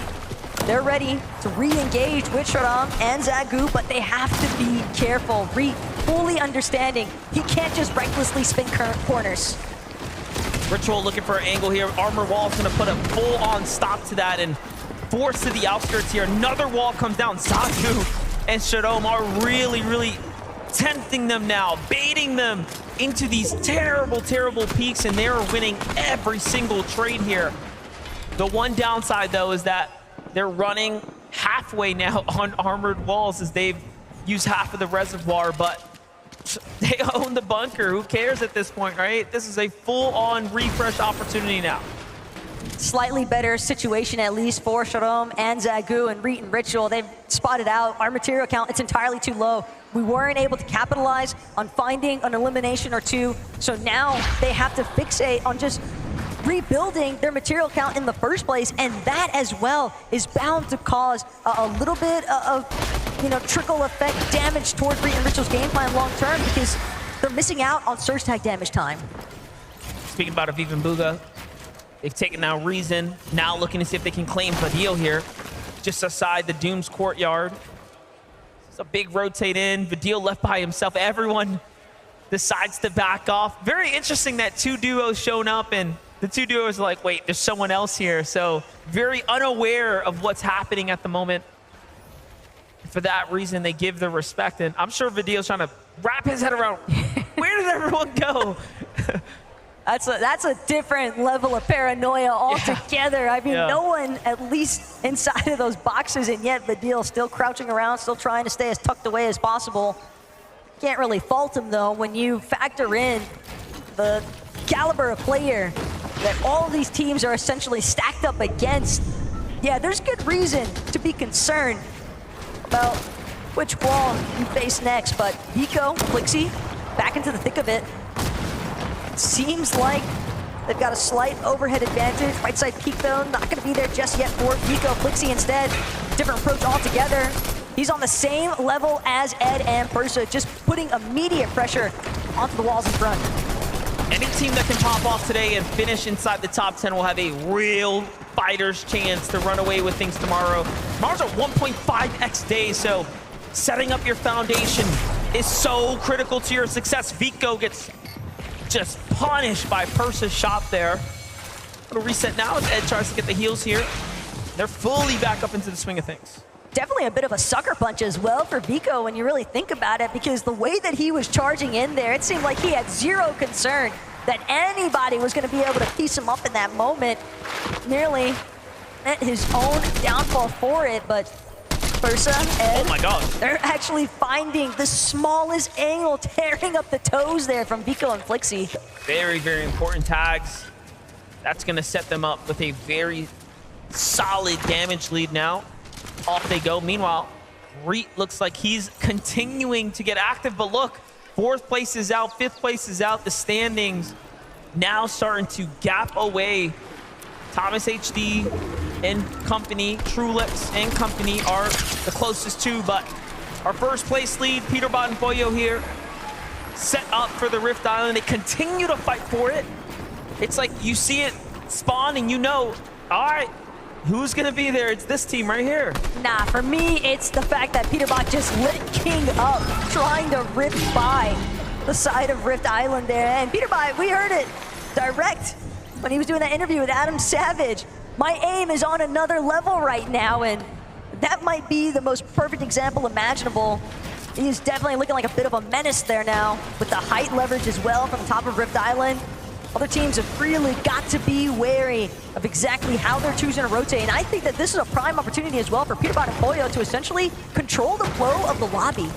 Yeah, and it's good that he gets to show it off as well, but talk about controlling the flow of lobby. Reet is keying right now, on the move, on the hunt here. Reet and Ritual continue to find teams to fight. This time, even with the health that disadvantage. They have the height advantage. Yeah, but he could get full HP whenever he wanted to. He's gonna go ahead and split a mech kit off with Ritual as well, and they'll take this moment to pause the action, make sure that they are as healthy as possible. We even get an opportunity to hear direct how that elimination went down just now for Reed. Got it. 140, 140! Nice, I'm getting it. I'm jumping in. I'm in. Full box. On me. 100 dead! Nice, bro. Chill now. Chill now. Alright, the body. The tone set up though. He's like, all right, chill now. Like, let's relax. It's like it's too crazy. Yeah, we got it. Really showing us the emotion that happens when a team clashes. Things really peak up. It's crazy. There's still that was a left side peek through the window edit, and Reed, the fact that he's able to come out on top for that one. I think that's a problem he's got. We've seen him actually get he loves that. Punished for that. Jumping to a Jonas and Pixie though. South side here, zone's pulling far north. They notice that they have to move sooner rather than later. This is where strategy really comes into play here. See that drop in the damage threshold though? 515 above, immediately chopped to 189. It's evident that everyone's kind of picking up the pace here. Janice, Pixie, fully aware of the fact that they've now got a duo right next to them. It's gonna be Andalex and Sato even, and Andalex, he knows he's got so much ground, so much time he needs to make up for, but Andalex immediately 180'd upon Pixie, gonna be there for the supportive cover. Now it's all up to Sato to keep his duo's hopes alive, and Sato calls through. Good tag there, and honestly, it was a combination of the damage Andalex put down. Sato coming in to finish the fight, but someone else has arrived. It's another solo. Just looking, it's the reigning and returning champion Cooper, who's here to fight. He's got a huge disadvantage on the HP, but he is still looking to tag, but no. Sato finding his stride in the late half of the tournament after being, again, contested fully up against Acorn and Cold. Come out of that, overcome that drop spot, and now find themselves 3 eliminations in super quick succession. But even though it's a brief moment of relief here for Sato, the fact that he managed to survive this whole exchange, unfortunately still, it's all an uphill battle. Sure, you've got 3 eliminations, but you are a solo now, trying to make your way out of the storm. Not sure how that's gonna pan out for him, but this is massive right now. Peterbot Pollo, sure, they might have a little bit of a gap between themselves and everybody else on the leaderboard. 56 points to be exact, but at the same time, Peterbot, he's already a solo in the 6th zone. Peterbot may have his community on his back, but the rest of this lobby, the rest of the world is hoping he does not perform well. Acorn is gonna be the resulting team of the reason Pollo is down and out. And this is good for everyone else. Obviously not so good for Peterbot, right? He's got such a strong lead, he could break away with it and nearly solidify a first place to close the day. However, this gives everyone else a realistic chance now that they can take down basically the kings of NA. And that looked more so like Acorn and Cole delivering a much needed heat check to Peterbot and Pollo, kind of just reminding them, you might be first right now, but if you're not careful, we'll still look to take over. Granted, Acorn Cole currently sitting outside of the top 5 even. They know that they also need some very valuable eliminations and placement points if they want to make up the difference at this stage, but Rise still operating as a solo, doing what he can, but there is just so much that stands between him and his next movement. Yeah, it's not looking too good right now, and all things considering, with 100 damage below, he's got to do something big here. Now, teams are going to start moving, so maybe it's not wise of him to move first just yet, but gotta hit these tags when the opportunities open up here. First one's a miss.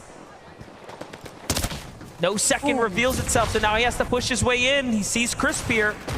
Crisp comes in. This is one of his chances, and he finds the tag there. Meanwhile, what's happening on the other side? Clicks also similar pressures, but they find the Asian. Chance of Bobby on the backside of the zone there, Larpex, and take them down. And that was a nice moment as well for Clix and Veno, because as you can see, they are just barely managing to stay above water at this point. 27 above on the damage threshold, be exact. And Veno already taking note, some teams that might be elevated a little bit higher than their current position, but Yuma has absolutely no idea where these shots are pulling in from. It looks like he's getting lit up from 2 different directions, and Batman Booga actually going to be the one credited for that takedown, but Veno, Clix just chopping directly through the center. They've done a decent job as well of making sure to go unnoticed. Clix out of ammunition for his rifle. This is the worst we have seen this duo, and arguably the most important game right now. So all they have is each other at this point, and this is why they continue to remain below the surge, is because they don't really have the rifle ammo to find the tags. These shotgun pelts, I mean, they're not much. They're not going to do much. You have to take one of these wall-to-wall exchanges here. Flowberry Fizz comes out. Great catch here. It's Rapid who falls. And I think, again, they lose the elimination credit. However, the damage, though, is theirs. And the body loot as well. Very Veno nice. just practically refreshed the max mats. But most importantly of all, MDF, they've got the relief that they needed as far as that surge damage is concerned. Veno clicks on a box up momentarily, but Thomas HD from above. The Monarch pistol just continuing to pose such a massive problem for everybody else looking to rotate inwards. The power of knowing where the zones are going, it almost feels like they just have it all locked in. Thomas HD and Queasy here continue to do these wonderful rotates, the first to take a stab at some of this positioning, and it's starting to show off. They've got half of their game plan already formulated in live action. They took height for the time being. Now they just need to not get eliminated. Peterbot as well, fighting his way through this lobby, refusing to budge. You would think that he's still a fully intact duo with the way that he plays. So much swagger inside of his own gameplay. Veno also barely managing to cling on to life, but 5 eliminations as well for Clix and Veno at this stage. I was gonna say barely holding on, but Veno was there still. Just Flowberry Fizz, the refreshes now, things are starting to come together. Peterbot's got his eyes on the prize here though. This is the villain arc for Peterbot right now, unfolding before our eyes here. As he continues to swing his way through this crevice here, but no! Doesn't take the first shot as a warning, and that's a huge mistake now. The first mistake we have actually seen from Peterbot right there. He should have known better. Clix on the other hand, he's gonna get credit for Gadu.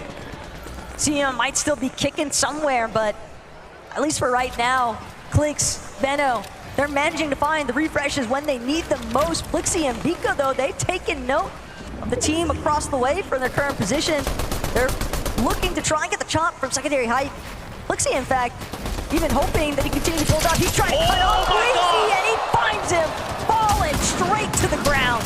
Queasy jumps up and just gets melted there. That's the problem with the Flowberry Fizz. Unfortunately, now Vico and Flixie have a real opportunity here to take high ground, secure it, solidify their spot straight to the end game. Meanwhile, noticeable names alive. Booga, Aviv, Quanti, and Gone still standing. Ed is in this lobby. Acorn and Cold are still alive. Wow. And the save from Thomas HD onto Queasy, though, was definitely not something I saw coming. Acorn and Cold now, they're gonna opt to layer swap through the low ground, making their way, crossing over all this natural terrain provided by Castle Doom. But again, the high ground, it belongs to Vico and Flixie. They are seeking out full control of this 4th lobby here, and everyone is folding underneath them. Flix down to his final 2 HP. Will he have a moment? Finally gets an opportunity to pop a small shield potion, but again, just scrambling, doing everything in his power to survive. He's got players funneling in ult from every direction, and it's not going to be enough. Clix has been taken out. He did find Booga there, though. A big elimination for him. Look at this. Trulex and Chicho once again in the end game. Just going for the heal off, looking for a top 10 solidified spot. But it's not going to be easy. This Castle Doom is very hard to navigate across. Remember, these walls are extremely high HP, but look who's back in action. Thomas HD is almost figuratively and literally putting Queasy on his back this game right now, and Queasy gave him the credit last round, and rightfully so. We're seeing him really work for it. Acorn falls now. Bugha, Aviv still alive here. We couldn't have found a better time to talk about them because they've managed to rat their way through the castle here. And now finding Max to stay alive and get back. Meanwhile, Flixie and Vico jumping their way back up into this top 5. Flexi and Vico from the rooftops now by Castle Doom. Bugha and Aviv functioning out of the attics exclusively, but Thomas has lost Queasy yet again, only this time no opportunity for the revive. In fact, he's down and out for the count as well. Skrull doing everything he can to just try and make it back into zone, but it's all up to Vico and Flixie to hold their ground. They're gonna cut Skrull off in the process. Vico nearly gets credit for the knock, but instead we'll have to watch that one slip away. Vico finds that extra elimination, though. They are slowly cutting down the poles here, getting closer and closer to the roots. Give a look at it. 7 elims for Flixie and Vico. Bugha and Aviv not looking to jump up into the flames that are Vico and Flixie. Give it a second, though. No match. They have to continue to farm here. And like we talked about, this building, very, very interesting to try to navigate through. Armored wall comes in. At the very least, Bugha's trying to, make this a war of attrition, and they find an elimination. Another big one here. More points here. Vico and Flixie are coming down. They had enough of the weight. They find Aviv on the backside there. Vico losing a lot of HP to the storm, though. Vico nearly getting trapped in the process there, but unfortunately for Aviv and Bugha, they're gonna get caught inside the structures. They're trying to work their way through. Aviv barely has it, but Vico and Flixie, just a little bit more HP to work with. They bring this one home. And it's almost like they just keep doing it now. Vico and Flixie, a very, very clearly strong duo here, showing up in spades, putting up the performance, and you can see the look on their faces is expression of pure excitement. They're ready to. Alrighty, would you please put your hands together for your game 4 winners? It's Vico and Flixie! Come on up here, boys. Come on, enjoy the moment. Enjoy the moment. Unbelievable there. You guys are always so smiling, so happy, and you must be very happy with the Victory Royale. Talk me through the moment there. We saw that taking the high ground, Queasy goes down, courtesy of beaming out the sky, your partner in crime here. That was the goat right there. That was a big moment, right? Capturing that high ground really made that game yours. Yeah, exactly. We just decided to key forecast this game because we said if we get forecast, we just guarantee win, because we needed a win to get comeback. So we just decided to play hide on that, and then they just counter sprayed, and Felix just said the spray, and it was pretty special. Yeah, it was. Yeah, it was. I mean, talk us. You came very close. I think it was game 2. You guys came second place as well. You had a really really tight go of things there. But eliminations are working well. Standings too. You guys are really flying up the leaderboard again now. Flixie, what's it been like first 4 games into Global Championships for you? It's feeling really good, and How have you been navigating these last zones as well for you guys? How are you kind of working together to make sure that you always get into that end game? Well, we always look at the zone each other, and then we just talk about it, how we're gonna rotate, if we're gonna early or late rotate. We just look at the zone, and then from the zone on, we just decide what we're gonna do, and we talk about each other. We're not doing single decisions. Obviously, this being day 1 of 2 as well. 2 games left today. What is the aim, the end goal for today? What would you be happy with finishing up? Is it absolutely top of the leaderboard, or there or thereabouts going to win? What do you guys want to do these next 2 games?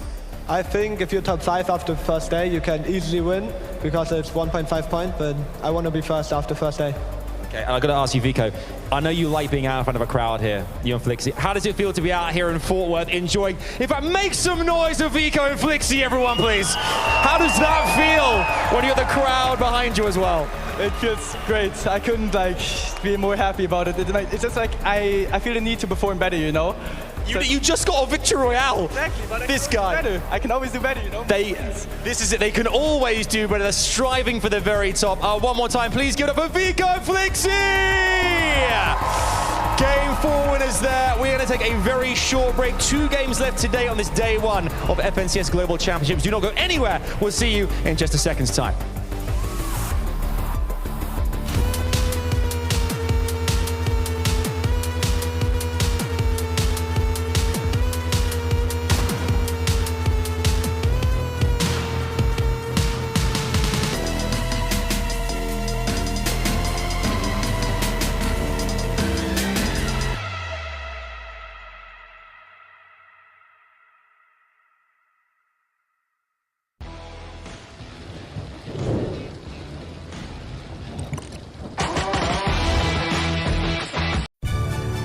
This NFL season, all FanDuel customers can bet $5 and get 3 weeks of NFL Sunday Ticket from YouTube and YouTube TV.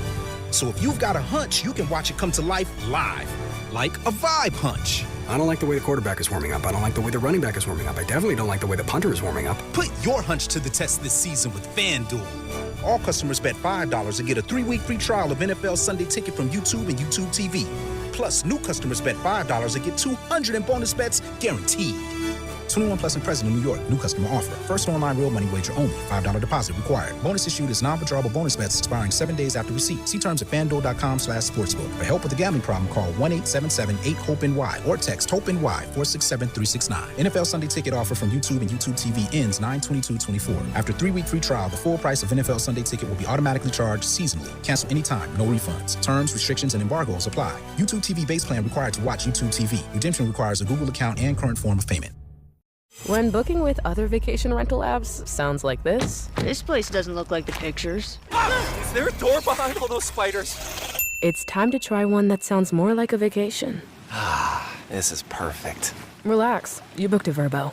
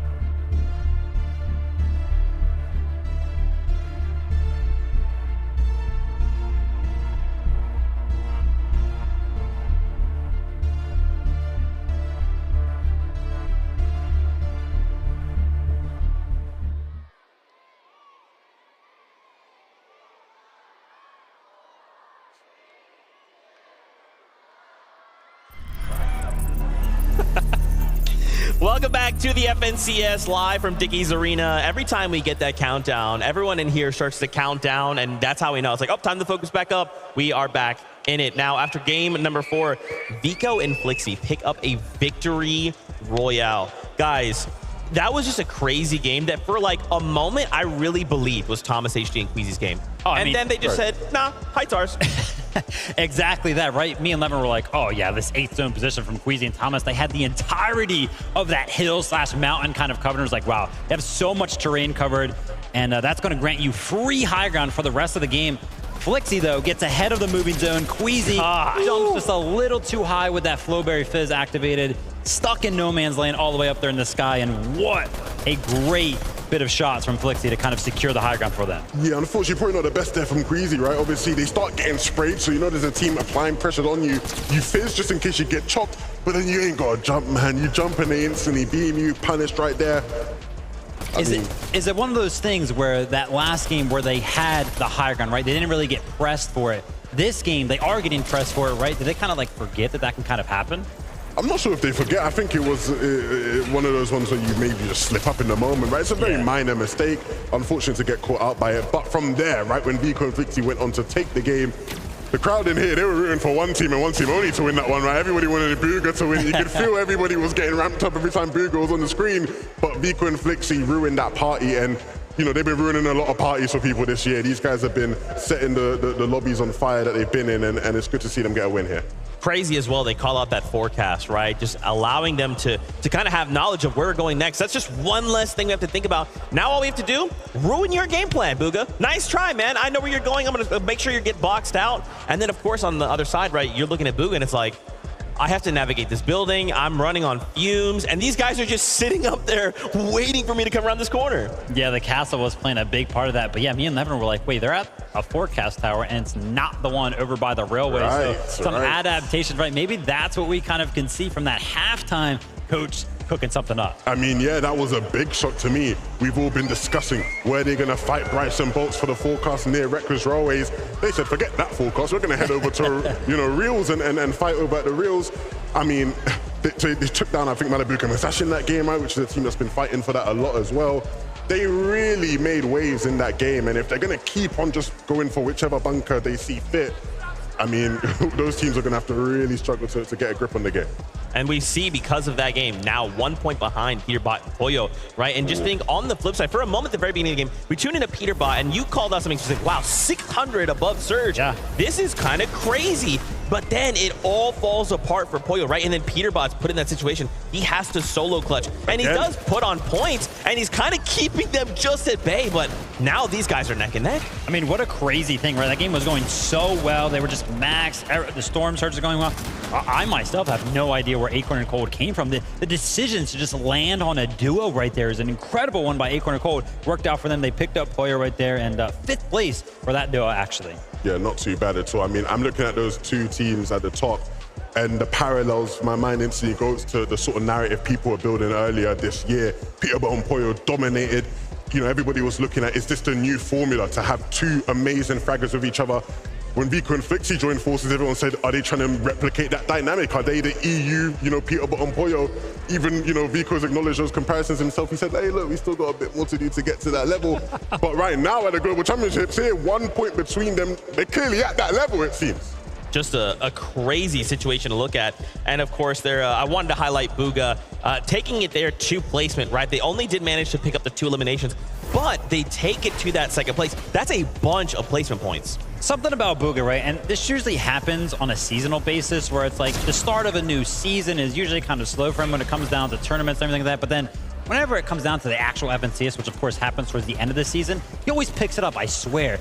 And I would love to kind of see that trend over the course of these 12 games. Have that happen at the Global Championships. A slow start so far. Let's pick it up.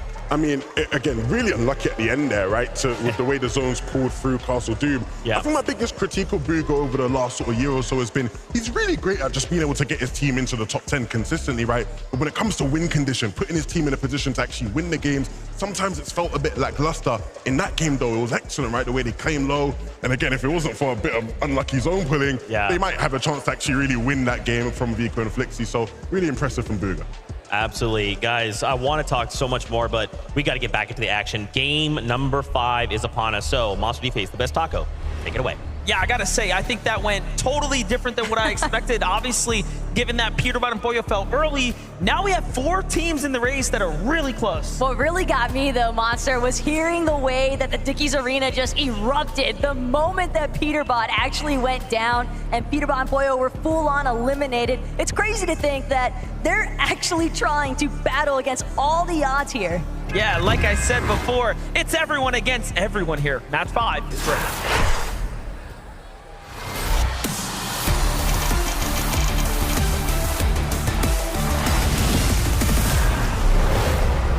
Match number 5 is kicking off here and now, and the standings couldn't be more closer. A couple of teams, though, are starting to find their strides, right? The top 10 ever evolving. A lot of those notables jumping up a significant amount now, really solidifying themselves in somewhat of a healthy position.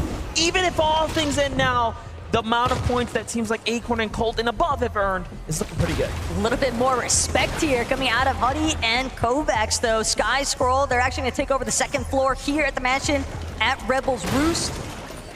And the biggest advantage right now for Sky is the fact that he's managed to find Sovereign Shotgun, but at the same time, there's a hammer pump here for Kovacs. And both of these duos, I think, acknowledging the fact that if they take a little bit more time to loot, it could go slightly better. But this could be disastrous. Mustache, Malibuca, they already started to get a little bit more caught up than they would have liked. They dropped 3 placements after the results of that last lobby and find themselves currently situated in 8th. And Alex Worthy, they're trying to make them sure that they're the first team to fall even. Yeah, Alex has a lot of HP here, but Worthy's a little worse for wears. Worthy falls, and we've already seen 1v2 today. Let's not make it another. Power Alex is already pushing the agenda here. Well played for Australia's Alex and Worthy from Team Power, putting up the numbers. And, you know, if things continue to go that way, they'll see themselves in a good standing. But you can see it's not easy by any means to get the first drop in the first weapon, and talk about tough fights that could have went any way. Acorn and Cold seem to have had things slightly favor them this time around. Yeah, but at the same time, Cold losing Acorn, Andalux and Sado may have done just enough damage. Fortunately for Cold, he is looking relatively undisturbed here at Brutal Beachhead, but any of those other teams lingering around that southern zone and desert area happen to catch wind of the fact that Cold is a solo, and the reboot ban might be the biggest heads-up opportunity there. Could be disastrous, but Alex, Worthy, the Power Fellows, they don't even get to rejoice in their celebration of coming out on top because Agers and Rise have arrived to the party. So have Batman, Puga, and Rapid coming from the high ground there, finding tags onto Rise, almost saving the day at this point for Team Power. Agers, DT, Rise now have to back off, unaware of what all happened here. Meanwhile, Alex saves his trusty teammate here. He's got the Stairway to Heaven up there though, man. That's kind of insane. Restored Reels certainly getting relatively active, but Alex Worthy probably just happy about the fact that they're gonna have an opportunity to keep this one going. Stronger in numbers for sure. Vico and Flixie though, they seem like they've really been heating up. Shadow hoping that he can cool them off, but Vico at the same time, he knows so much damage has been done, but he's gonna find himself on the receiving end this go round. It's all down to Flixie to clutch up. Flixie's very good, but going against Shadow here, I do think Shadow is an extremely strong box fighter. The edits come in though. Look at how fast Flixie manages to respond, but still Shadow with the better shots overall. And now a time to heal here. Flixie has to respect this duo now, and I think he knows that. Tries to go up to find and secure his elimination. Can he track it back here is the question. Seems like he knows where it is, more or less.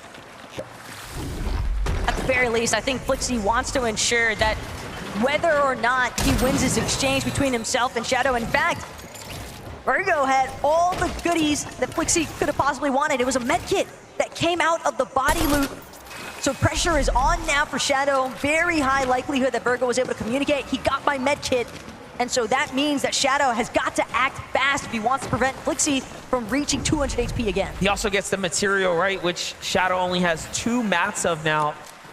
So what was once a very promising situation for Shadow is not looking like that anymore. 2AM Shadow gets the first tag put on him. It's not looking good anymore. The jump shot is no good, and Flixie clutches up. And there's not a duo in sight at the moment, so he should be able to save Vico. And I know we put the focus on Vico and his potential, but now you can see he is equally met with a very strong partner. But you know that every single one of these players has got their eyes set on that elimination feed as well. So for Peterbot and Pollo, they might have at least some slight indication that there's been trouble, at least in match number 5 here for Vico and Flixie. They could look to try and circumvent this route that Vico and Flixie traditionally like to go after and potentially cut them off. Maybe even look to ensure that they can maintain that first place position if you take out second. This update right now that we're getting onto Clix and Vino, who's on the move here, just north of the Sandy Steps, but they're seeming to double back. Something wasn't right up there. They're backing on off now. A lot of material to make up for here, so bit of a scrappy start. No eliminations tell us that the Australian team of Damo and Resigns escaped the drop. Meanwhile, Victor V and Paper possibly in a fight against Chapentini here shortly. Wow, talk about Medkit Nation though for Victor V. Chapentini are gonna have their work cut out for them if they wanna take up an exchange here between Paper and Victor V. But most importantly still, Paper and Victor V, they have amassed so many boxes surrounding this forecast tower. Chapentini were looking to try and take down for the forecast keycard first, but immediately Paper, Victor V, look at a collapse. Chap fully cracked Victor V. Paper, no, they've got the advantage. Teeny actually gonna get pincered instantaneously, and now Chap trying to see if he can save his own life. Almost put through a full edit course right there. Victor V at 3 eliminations right now. Flexing how good of a player he really is. Don't let his face fool you. He has experience under his belt. Chat. Clearly better on the standings at the moment, but not by much. It's a point separating them now, as these 3 eliminations have really jumped them up. And look, it's all for everything, right? They have the card that they need for the rest of the Storms here. Chap has to just back off at this point. Otherwise, he'll start to lose his tournament opportunity here. Game 5 being very late into the day. These are the last chances to set yourselves up with points here. So you got to put your ego aside. Well, you say Chap might need to back up, but with the way that Rise and Agers are closing in, Paper, sure, he's going to confirm that forecast for himself and Victor V. But at the same time, if they're not careful on the disembark from the forecast tower, Flaming Boost Tube could pose some issues. It seems like Rise and Agers were setting up in a position to try and protect it, try and maybe get a knock-on elimination for any teams looking to take it. Now, all things considering, the point gap between 6 to top 20 is very, very close. Things start to jump up towards the top 5, so even a team like Paper and Victor V have a lot of opportunity here to really ramp up. Meanwhile, Thomas HD just giving us a show, showing us what he can do with that Monarch pistol. He does it without the scope this time around, so all the more impressive. That makes me sick to my stomach watching Thomas HD use any sort of sniper-esque weapon, you know? Even though it's the Monarch pistol at the same time. He's just so pinpoint accurate. It's ridiculous, but Batman Bugha, Rapid, they're trying to get a little bit of an uprisal here. And Rapid, he's got visuals in his sights. Beautiful right side peek. Perfect moment to open up. But visuals immediately looking to retreat. And he's going to go side by side, hip to hip one more time with his duo. Great tag there for Rapid to set them up. A big 108, but Visuals climbs his way back into a fighting stance here. Clearly, they're not content for fighting for this position here of the bunker. They back off. Bugha and Aviv, we get the early update with them for the first time to really see what is unfolding for Bugha. No shotgun. Oh, wait, yeah, he does. Got a little loadout going on here. Aviv as well on the move right now. It's a nice rotation so far off the launch pad from the peak of that mountain, but the main difference that I've noticed in Bugha and Aviv's game in comparison to what we saw, for example, coming from NA Major 3, typically they like to be aggressive towards the team that is landing on Piney Lane, but that has not been an option for them this game because Koyota and Mifali, they're just not willing to take that exchange. They're bailing, they're getting their loot and immediately looking to rotate out, so it's not really leaving Bugha and Aviv anyone left nearby. They're having to forcibly create these storm surge situations, and it's not easy to acquire those tags by any means. You miss one shot, that could be the difference between above or below that damage threshold. That is true, and speaking about big differences, Peterbot and Pollo just got their hands in on that bunker. Let's not forget the bunker will give you access to that modification bench to change your weapons, right? To get yourself nice and comfortable.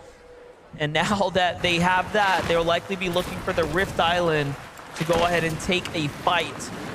Meanwhile, 8's Flixie and Ovation Vico back in the game, as healthy as ever when things were almost fading away for a moment there here in game number 5. But they're in first place, they're in the lead, and they're looking pretty situated now.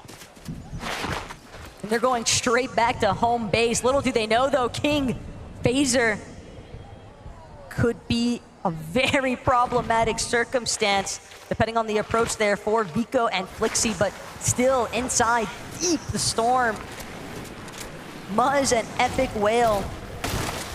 Decent amount of material count, though, but it looks like Muzz is gonna have to lose at least one of these medkits along the way, fully intending to just locate what he can inside of the bunker, maybe even make use of that weapon mods bench. Back on over to the other draw spot, though, with Vico and Flixie here. It's the landing home. Let's see it, though. King and Phaser playing the low ground right now instead of opting for a little bit of a stronger position. So I'm almost calling bait here, but given his stance, all of a sudden, yeah, things switch around really quickly here. King looking for an opportunity, but no. Drop, trying to run here. FaZe must have called back off, and it's not working well. Not right now for them. Vico and Flixie still on the pulse here. FaZe barely gets up to that next layer. Every shot that Vico lands, it's almost like he's directly telling whoever he's up against, scram.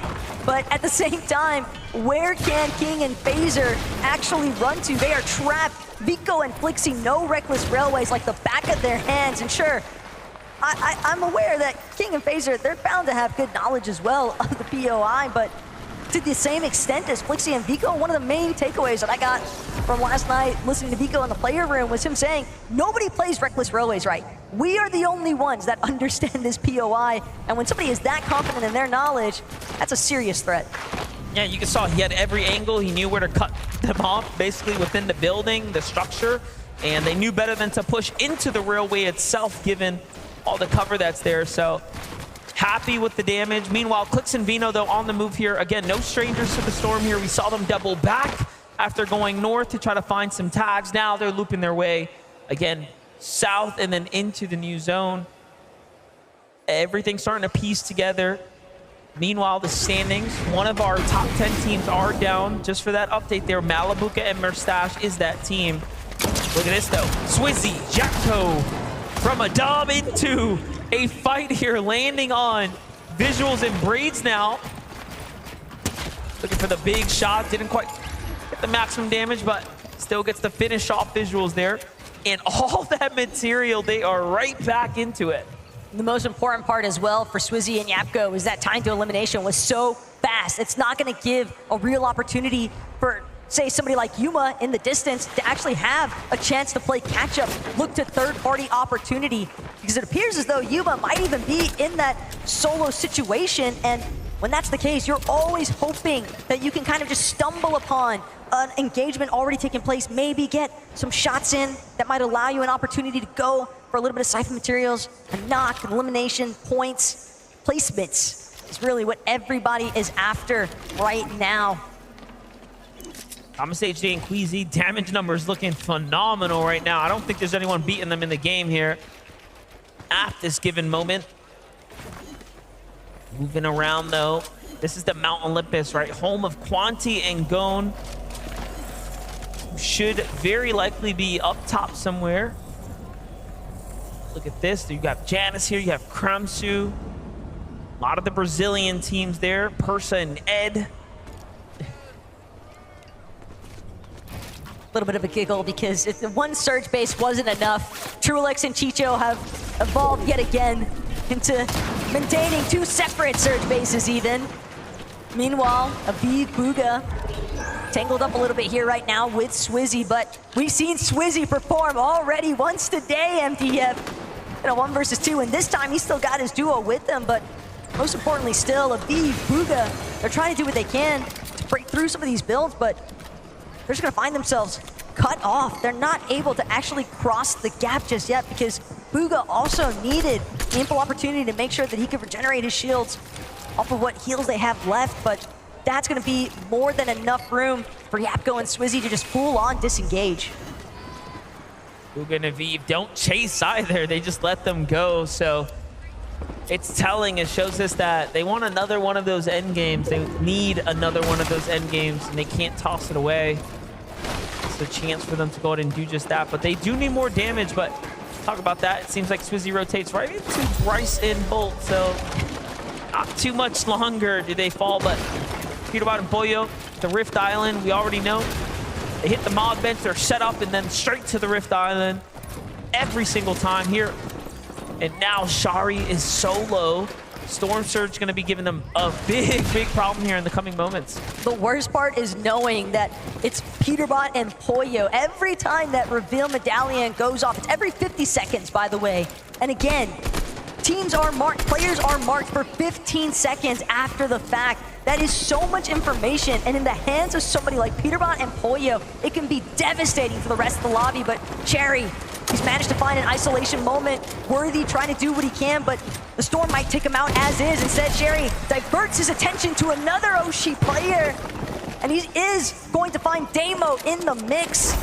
Couple of knocks, couple of eliminations. Couldn't have come at a more perfect time. Look at this, though. The setup from Aviv and Bugha after rotating. They find Swizzy again. So Swizzy was knocked, picked up, and then ultimately falls back to the hands of Aviv here. You can see, yes, 2 eliminations. So starting to really heat up now. Bugha and Aviv come the late half of the tournament. Wait a second, though. Storm Surge is active now. Damage is starting to add up here. Even with that elimination there, they will need a single tag.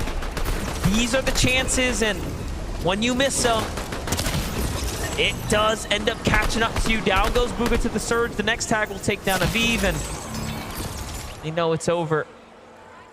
It's a tough break. Devastating one potentially, but at the same time, the mental bounce back, the mental fortitude that players like Aviv and Bugha are sure to compose themselves with. See how they bounce back in the final match of day 1 here today. But more importantly still, all these other duos, all these other players that still remain, Monster, Scroll, Sky, trying to scale their way down, but crossing bodies of water, knowing that there's teams already set up on elevation, shots just pouring in from multiple directions, and you're still trying to maintain focus for an open opportunity. Scroll can't even take any sort of chance to heal. He knows that if he pauses one moment too long, that's where he'll be taken down. The build count just not where it needs to be. Handful of armored walls remain now for Sky. He's still trying to see if he can get one more shot in.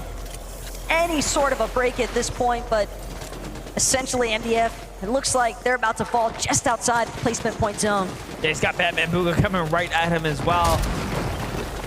Doesn't quite find a chance to find the tag there. Someone else snipes the elimination there too, and all focus starts to aim towards him, but 46 above here, doesn't hold on long, and he just gets melted right out of the game. Meanwhile, Reet and Ritual are down. Rapid and Batman Bugha don't survive the rotate, as you saw there, and so much of the immediate competition, our bubble teams are falling.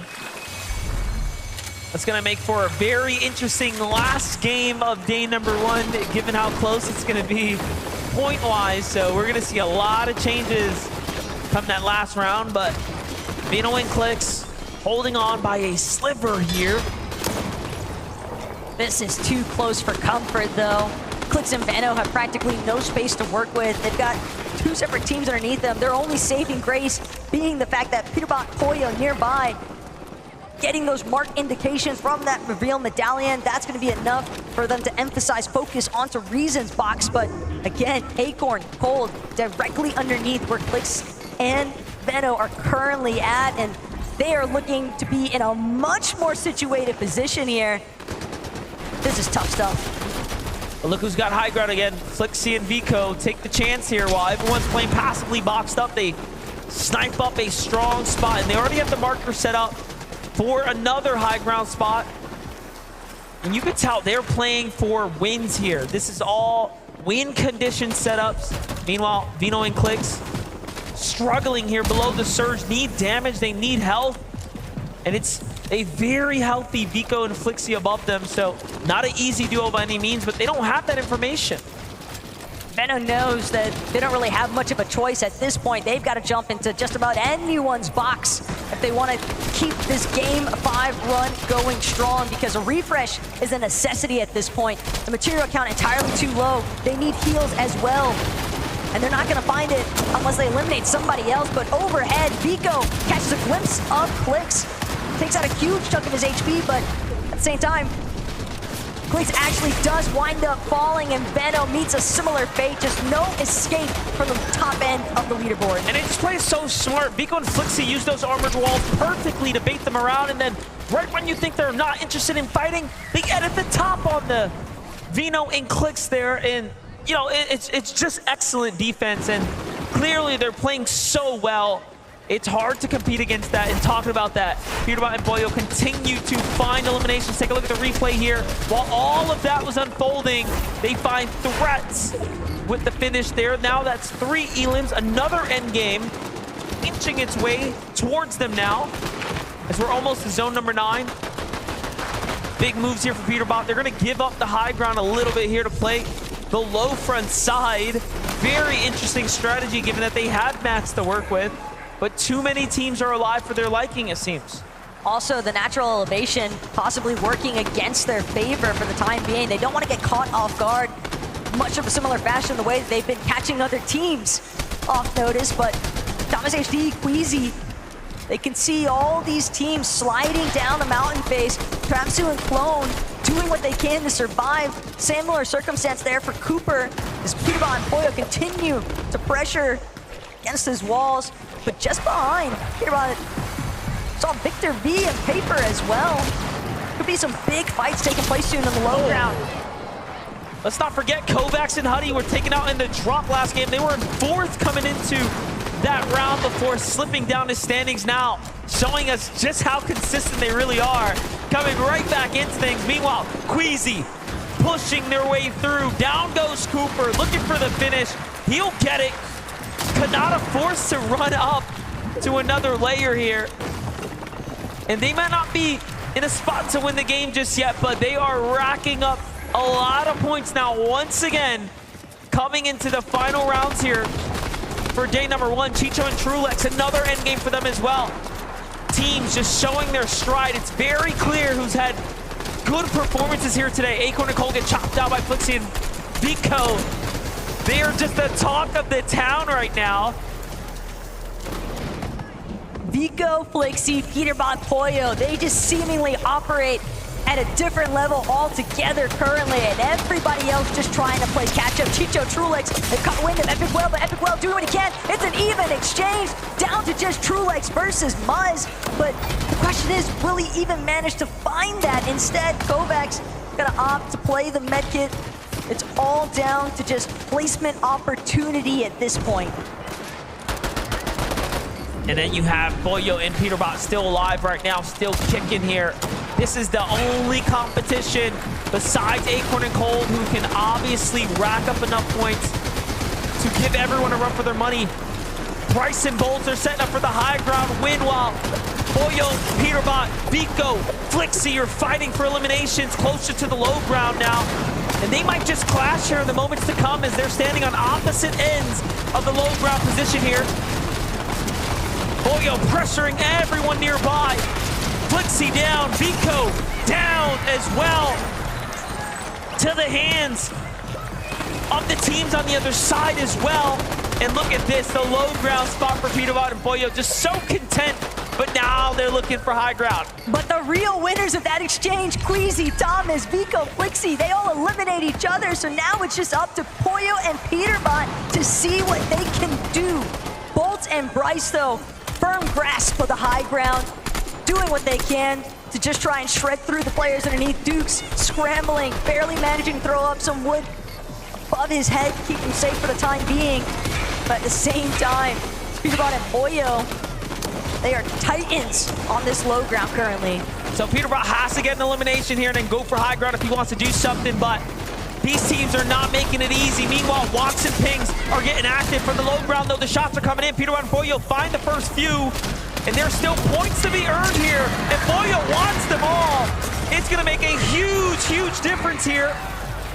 Secures the material count as well. That's gonna set Peterbot up for just enough. Bolts and Bryce have been here before. Bryce specifically has won games in person on land. I called it before, this is the team that you have to look out for. They are so talented. However, Peterbot and Pollo just, I mean, they've been ahead of the pack so far. But Peterbot and Pollo, they got the most recent refreshes. Pollo's Granted, going up. everyone's building, everyone's burning through it, but Pollo strikes first. Bryce is gonna fall. Peterbot understanding it's all down to Bolts to try and clutch this one up, but it's Peterbot and Pollo after all. Bolts has been here, though. He knows what to do. Don't give him a chance to heal. You have to fight back. Armored walls come out. They have a little bit more map, but Peterbot has too much to work with. Another armored wall. Bolts has an angle. Can he get it? No! Peterbot won't drop it twice. Peterbot and Pollo strike yet again on the day. Match number 5 and the victory royale belongs to them. First place continuing to extend itself, and that is the real difference maker here today, MDF. You can see our big winners on the screen right now, and Adam's there. Would you please, Fort Worth, make some noise again for Peter Bonapoya! Oh, do you know what? I love those. I love those moments because this crowd wanted that to happen. Poyo, the Flowberry push there. You guys were low ground. You pushed on through. Talk us through the moment there and when you make that call and how that happens between you guys. Yeah, I think it was the zone pulled back, so we had like all builds to use to go up, and I was able to get like a good angle to kill one. Elimination-wise as well, you guys are consistent there. Standings as well. Peter, how would exactly? I'm sure there's so many aspiring Fortnite players here as well. It's just constant for you guys. Major wins. What is the magic, the secret sauce that is really making you guys, ensuring you get to these top spots right now? I'm not gonna lie, we have the Mythic every season, you know what I'm saying? And me with the Mythic, I'm just unstoppable, you know what I'm saying? I get so many eliminations and stuff, so yeah. Dangerous out there. As well, I'm going to talk about there being this experience right now because you guys have been consistent. We're going to see, I'm sure, a lot more over the course of this weekend. Poyo, what's it been like for you as well? You feel the crowd out there. One more time, Fort Worth, let them hear you guys. It's for you, buddy.